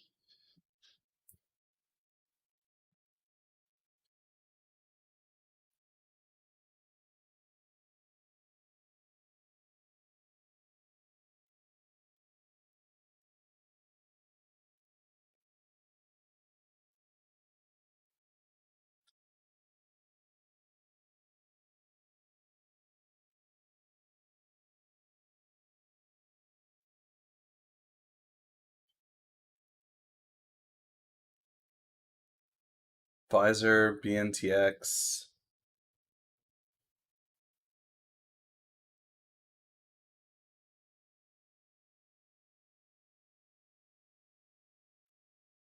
Phase 3 data due. Yeah, let's just go to stages here. Bunch of PDUFAs. Phase 3 is what I want to see. BLAs, SNAs. Oh,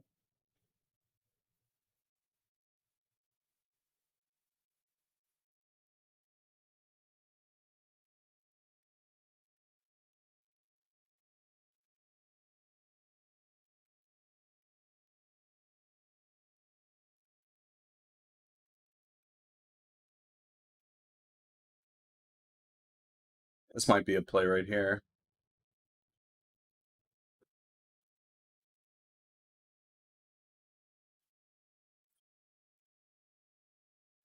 Let's see.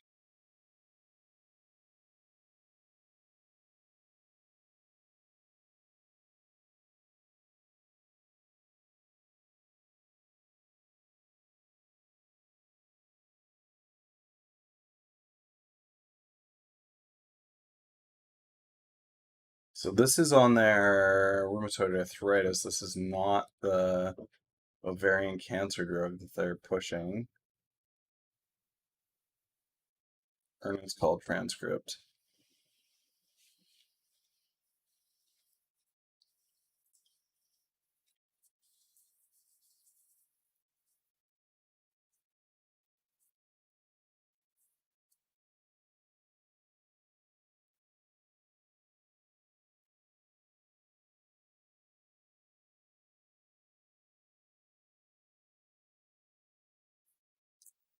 There's a second interim analysis built into the OVAL study, which will assess overall survival in the treatment arm for futility.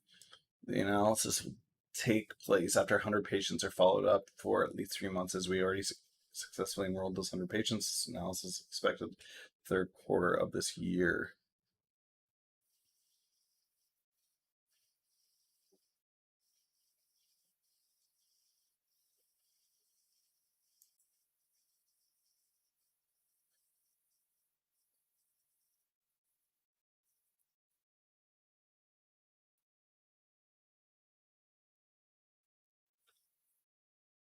Okay, where are the questions?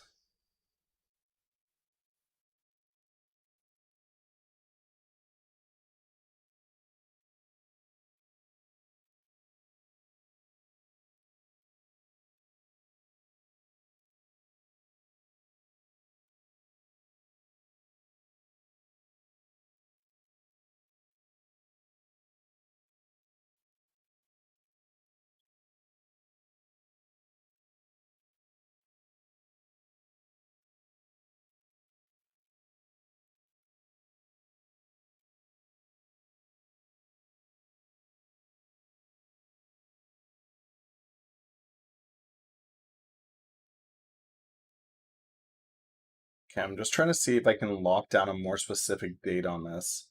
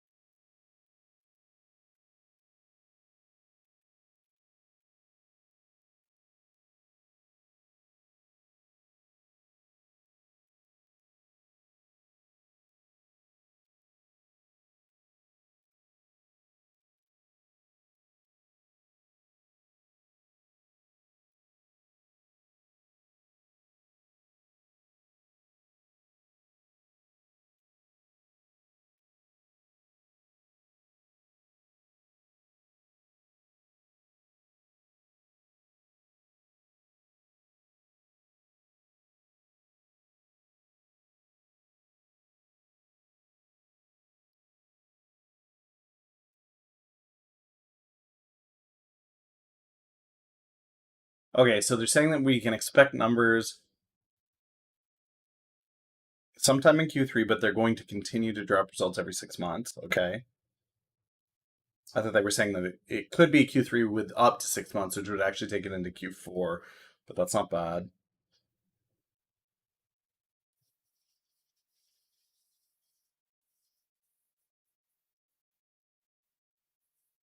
So US and Japan.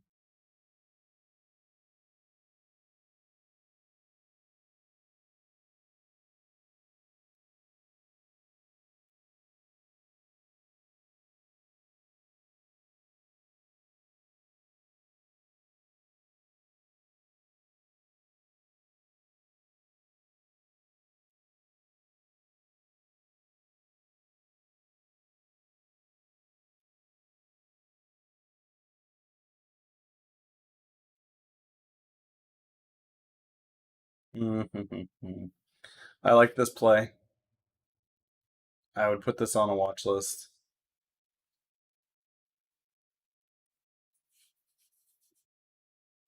I would put VBLT on a watch list.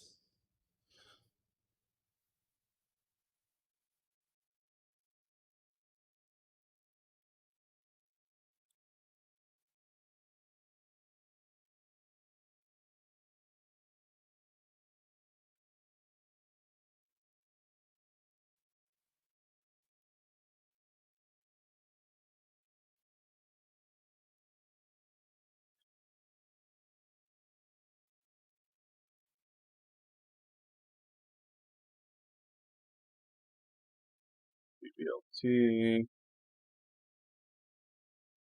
BNGO, SNCR.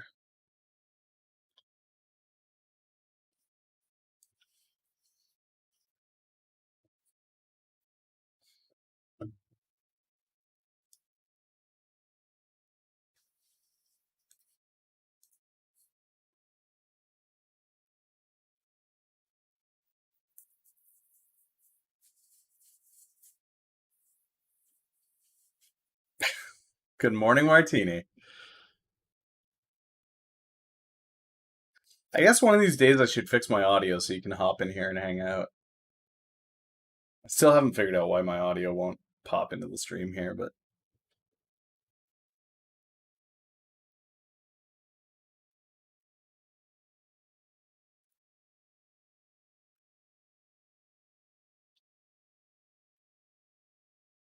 okay, so we're gonna get phase one trial results out of AstraZeneca, and this will be one of the, no, I mean the audio doesn't come through my OBS. Yeah, it's easy enough to get her in there, but capturing the audio into my OBS is proving difficult. So that's something I just haven't dedicated the time to fix. But yeah, so we get phase one results, which is going to be huge. Expect anything tied to a vaccine, you need voice meter.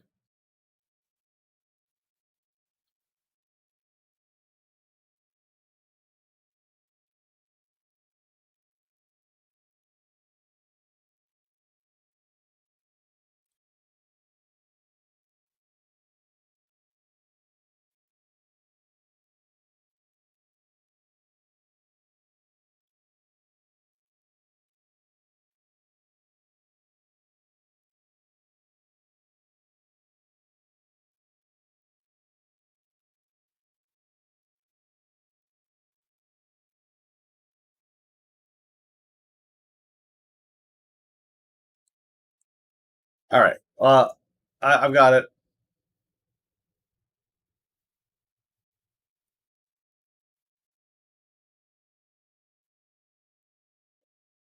Yeah, I suppose that's the cheap option. That just requires time. Um, Time, the most valuable asset, constantly diminishing asset. Spend wisely.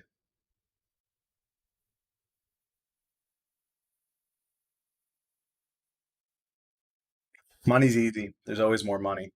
There's never more time.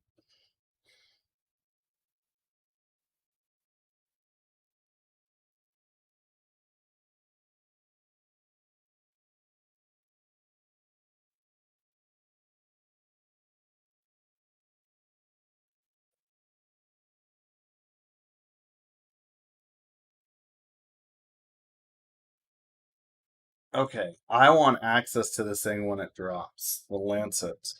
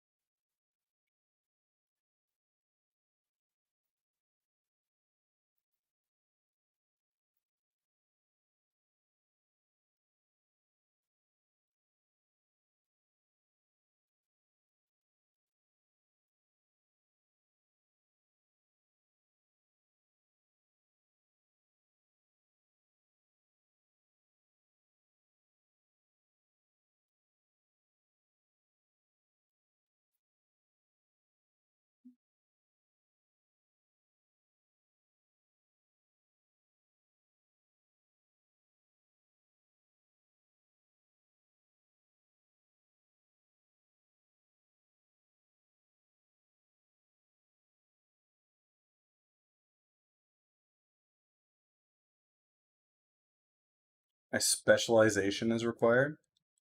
It doesn't let me select a specialization. Okay, consumer.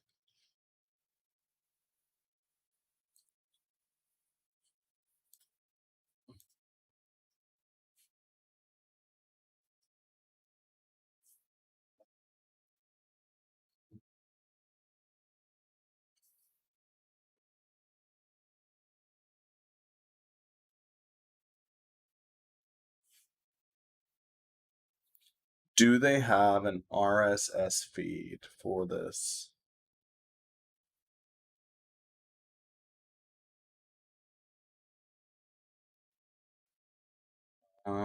Let's go to this.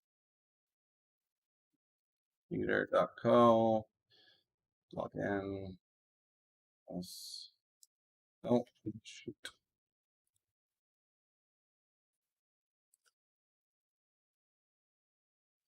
Something went wrong. No duh.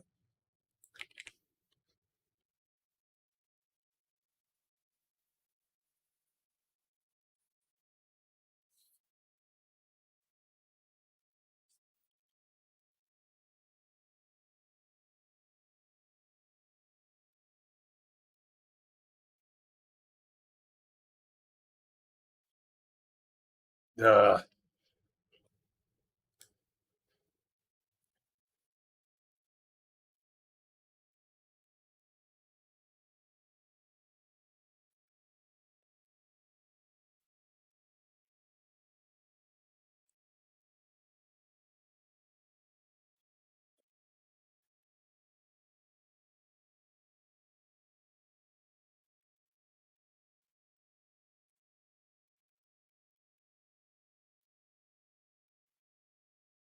Mm-hmm. Out of feed. Lancet. I want this AstraZeneca data as soon as it shows up.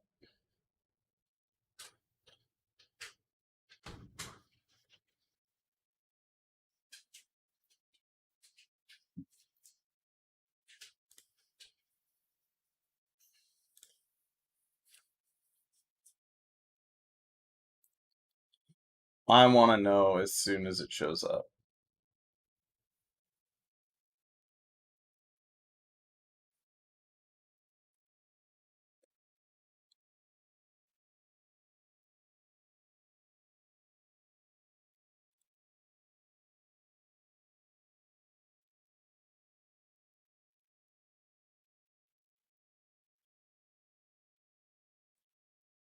Okay, are we seeing the same group here? Nope. We got an up and comer here. This Denbury Resources, DNR. What is this? DNR.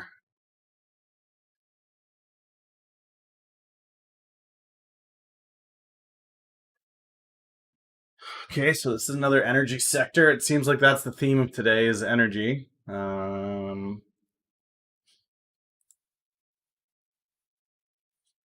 So just energy, energy, forum energy. What's this? IMRN.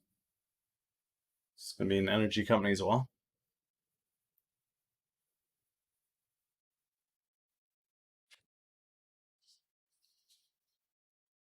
No, this is a bio.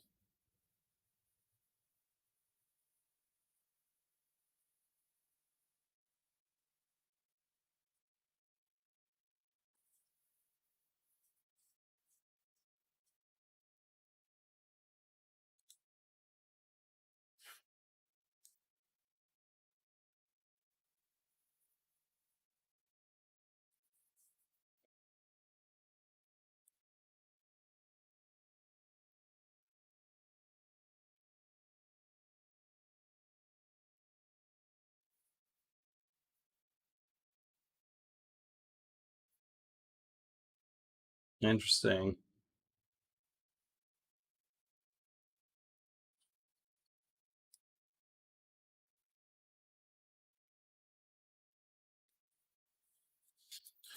Global mortality rates into 2100 sees women still outlive men by a lot.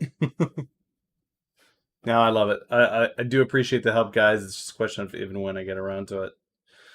The gym here is finally reopened, so I definitely will be gone for a couple hours in the day doing that.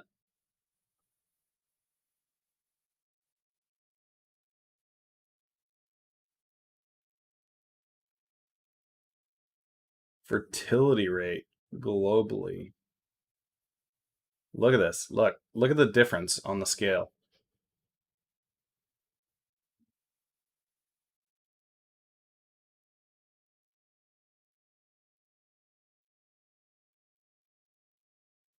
So globally, we're seeing 2 or less. Sub-Saharan, we're seeing they're estimating we're come down to around 4.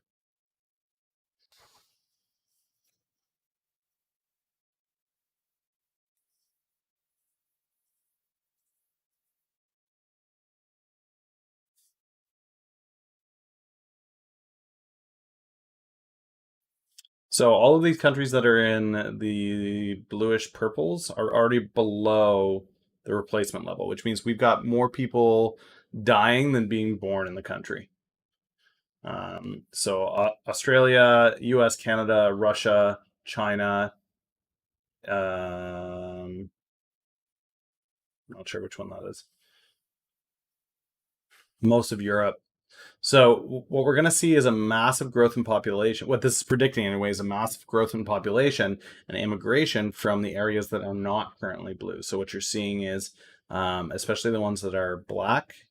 So down here, here, here, and here. Here, these countries are going to continue producing more children than are dying, so more fertility than mortality for a longer period of time, which is kind of a big deal. So expect to see mass immigration out of Africa, South America into the countries surrounding. So Brazil is even, but all of these surrounding countries expect there to be a flow into Brazil. Same thing in Mexico. You can expect to see a larger number of immigration from Mexico into the U.S. And then Africa into Europe is going to be a big deal. India into China will be a big deal.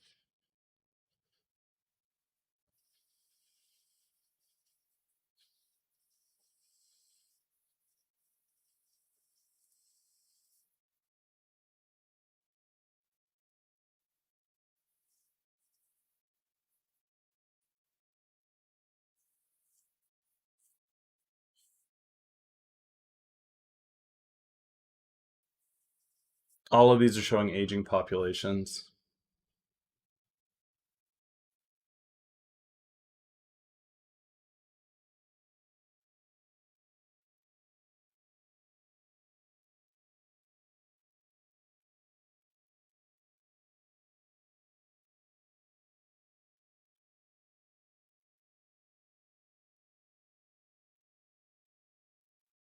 Okay, this is predicting the top 25 GDPs over the next 100 years. Well, until 2100. Um, so let's see what it predicts as a major change. Um,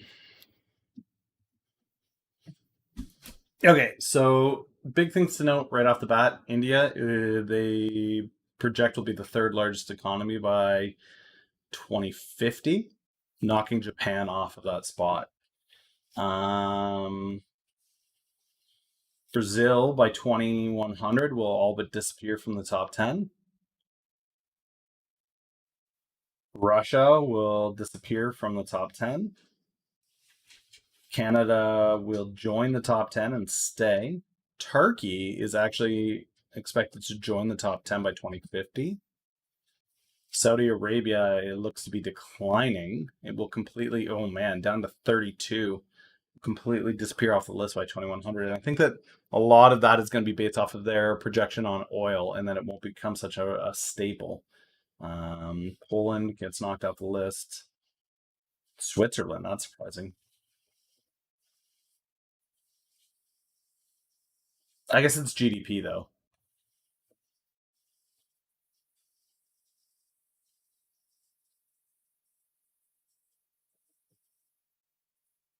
Interesting. All kinds of data out there, guys. All kinds of great data.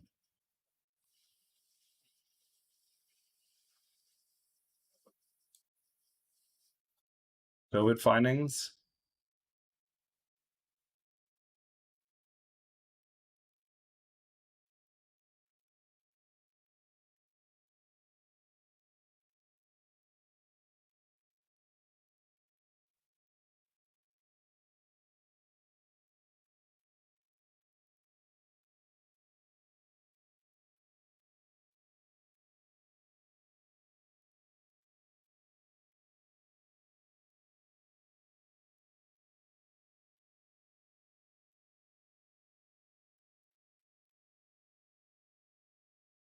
Okay, so they're examining.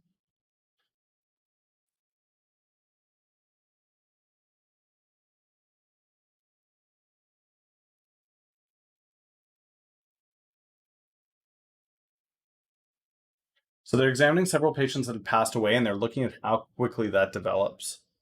Um,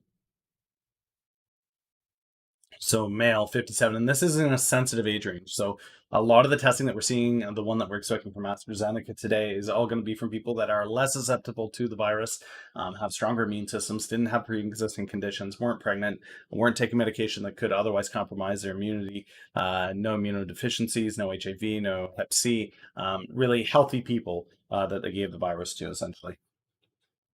This is looking at people that weren't healthy that are in this older 50 plus age range. Um, and it's a breakdown of what did they have, what were the initial symptoms, and how long did it take them to pass away. So male, 57, end-stage renal disease, type 2 diabetes, hypertension, obstructive sleep apnea. So obesity, sleep apnea, and type 2 diabetes. This is not atypical of a U.S. male at 57. Okay. Type 2 diabetes, sleep apnea is directly tied to overweight. Obesity is an issue. This is a big factor. This is a great sample subject to have. Um, so, onset to admission 4 days. Once he was in a hospital, he was intubated at 4 days. So, 8 days after onset, he had a ventilator on. And then 10 days later, he had passed.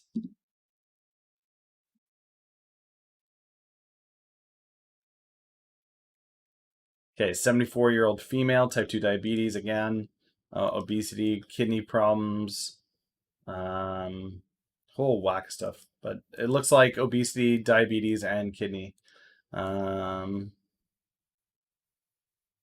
Symptoms were renal failure, so she was having a hard time breathing. Had no clarity. Well, a lot of these go hand in hand, right? When you've got type 2 diabetes, you're likely to have hypertension, sleep apnea, and obesity. Those kind of go hand in hand. It's not really a ton of things. It They all kind of. If you were to look at a chart and see that somebody had obesity and type 2 diabetes, you wouldn't be surprised also to see hypertension or sleep apnea on that chart. Um, she was older, and she also had some atrial fibrillation, pulmonary hypertension. So she was already having trouble breathing. So on top of her type 2 diabetes, she was already having issues with breathing. Um,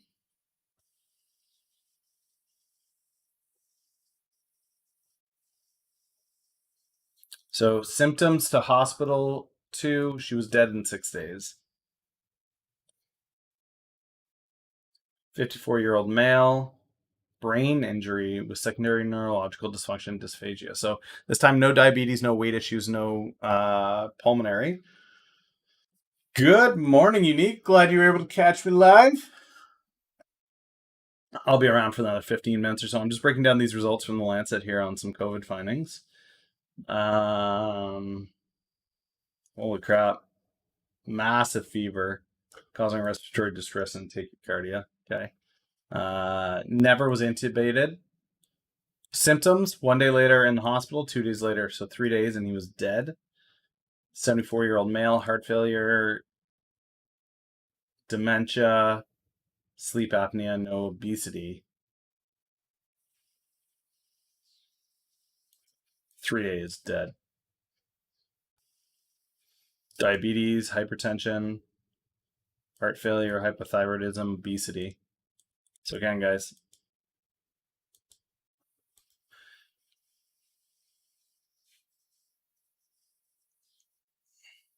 now took her longer to pass away, but she still passed away. This woman was 84 years old with chronic obstructive pulmonary disease. Took her 3 days to pass away. That's not surprising. Already had severe issues with her lungs, hypertension, hyperlipidemia, coronary artery disease, atrial fibrillation, end-stage renal disease, obstructive sleep apnea. 20 days. Osteoporosis, 76. So 2 weeks to pass away on this one.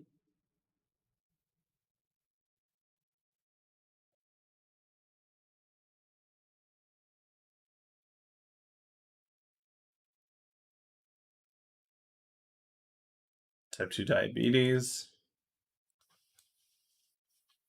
15 days. Obesity, 2 days. Alzheimer's, hypertension, like this person was super sick. Breast cancer, chronic kidney disease, neuropathy, Alzheimer's. 42, that's very young. Breast cancer, mastectomy, neoadjuvant chemotherapy, and anemia. Oh, she was immunocompromised because of the chemotherapy. That's unfortunate. Took her almost a month to pass away, but that's really unfortunate. She just had a double mastectomy and chemotherapy and passed away because she was immunocompromised.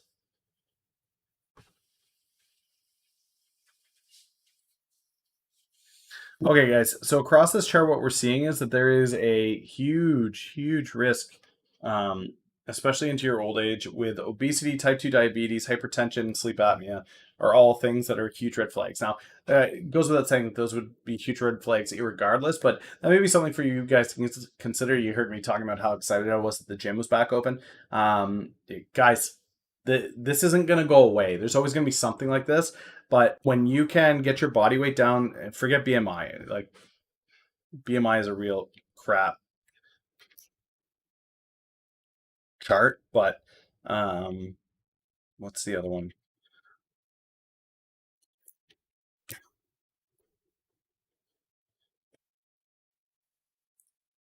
Okay, so BMI essentially takes your weight, your height, your age, and says this is where you are. Okay, with that in mind, um, the other thing that you can measure is your body fat, and even if you're using just a caliper method where you're pinching to get that's fairly it's good enough. Um, as good, if not better, than BMI. Okay. BMI is not an estimate. This is saying that BMI is an estimate of body fat. It's not a rough estimate of body fat. BMI is not that. Um, let's see if I can find a BMI chart for here.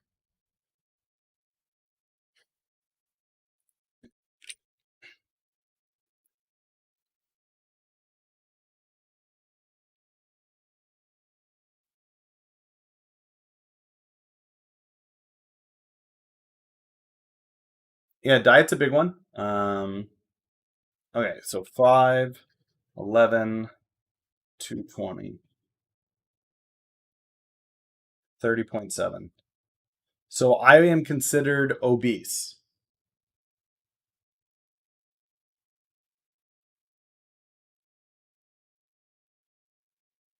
In order for me to be not obese,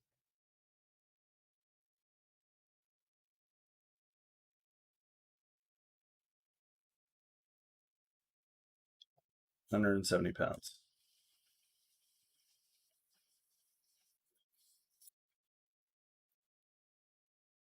Okay, so it looks like around 175 is is where I would be healthy. I can tell you I have not been 175 pounds since I was 12 years old.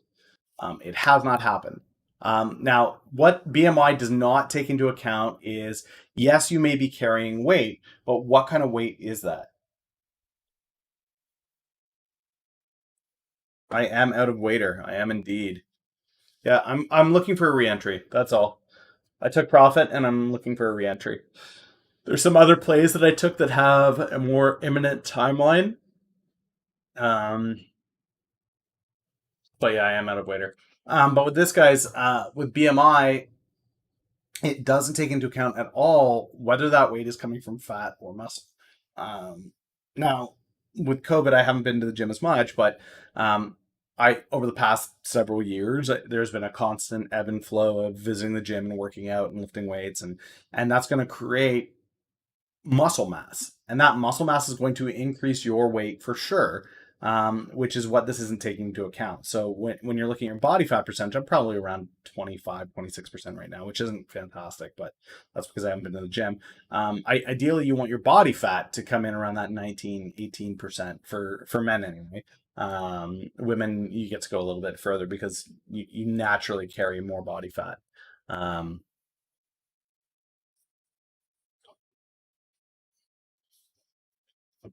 But yeah, guys, I guess all that to say, hit the gym, hit the gym, go for a walk, fix the diet because everything is saying that obesity, type 2 diabetes, like this is a great way to just kick the bucket.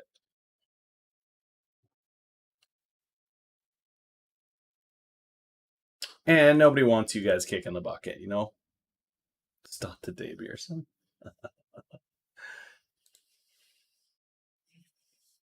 Never. Um, So yeah, I'll be watching the Lancet today. This is where the phase one data results from AstraZeneca are expected to drop first. So I will be actively watching the Lancet to see when that happens. Um,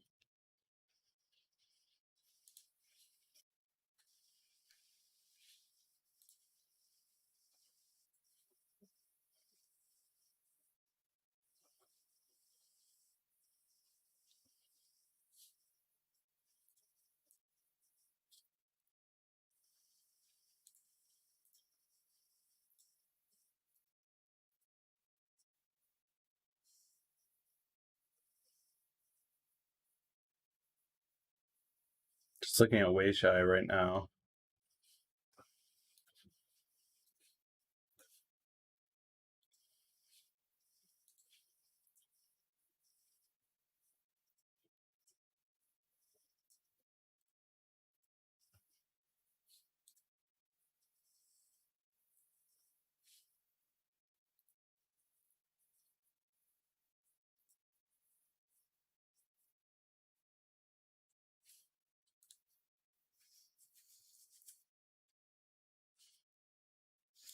I think Moderna is going to have a huge fallout. I think Moderna's drugs, when they finally publicize their phase 1 and 2 results, it's going to show that they are a fraudulent mess, and they are going to fall to shambles from their high. Um, yeah, that's my thought on that.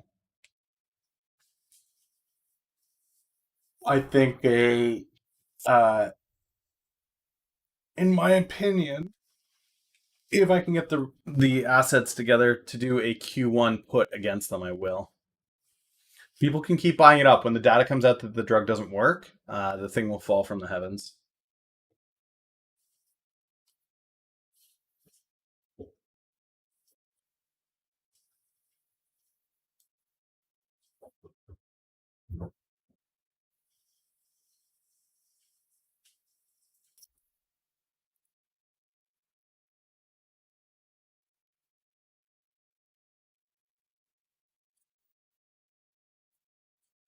Chapter 11.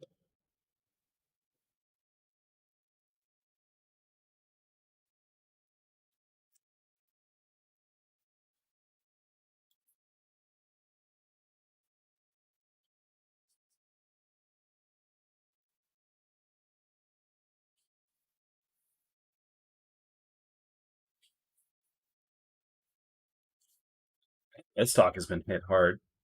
52-week range of $29 down to $1.55.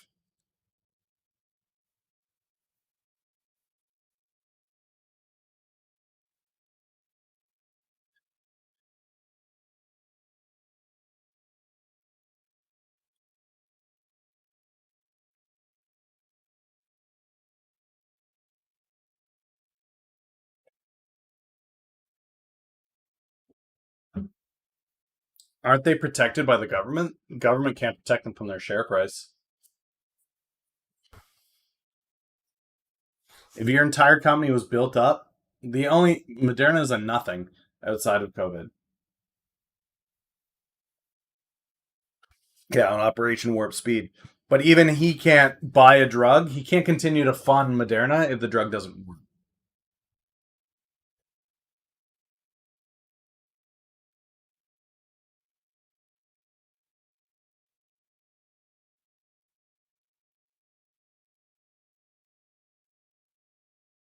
This is the diarrhea drug. We looked at this before.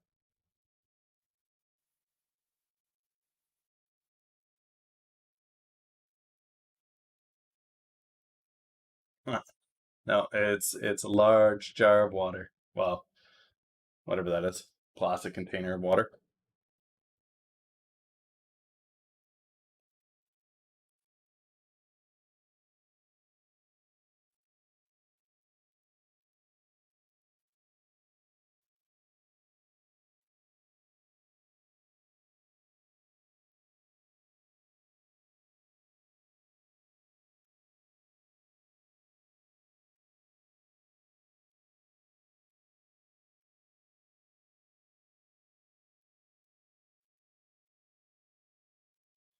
All right, guys, that is it for today. Does BLU have any chance of recovery?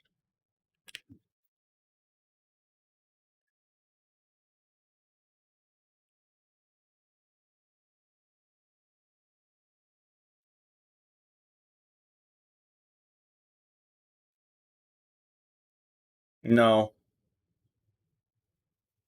not in the near future. So what you have to do now is, so you have to go to this company's, go to Bellis Health, look at their pipeline.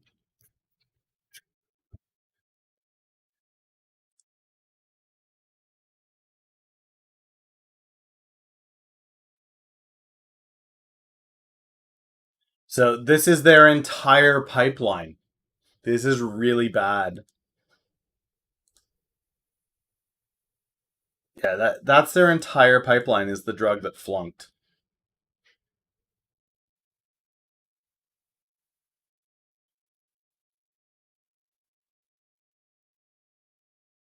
Yeah, no, they're boned. If their entire pipeline is one drug and they fail the FDA approval on that, they're boned. That's it. That's the death of a small bio company. Um, so this is it, guys. This is why you always have to be watching these small bio companies. You have to be aware. All right. Have an amazing day. Stay safe out there. A huge thank you again to all you guys that subbed today. That was an amazing little run there for a bit. If you're not following, you're new here, you're a lurker, fantastic. I love having you here. 4:30 a.m. Eastern Standard Time every morning. I'll be here doing pre-market, so I'll catch you tomorrow. Take it easy. Later.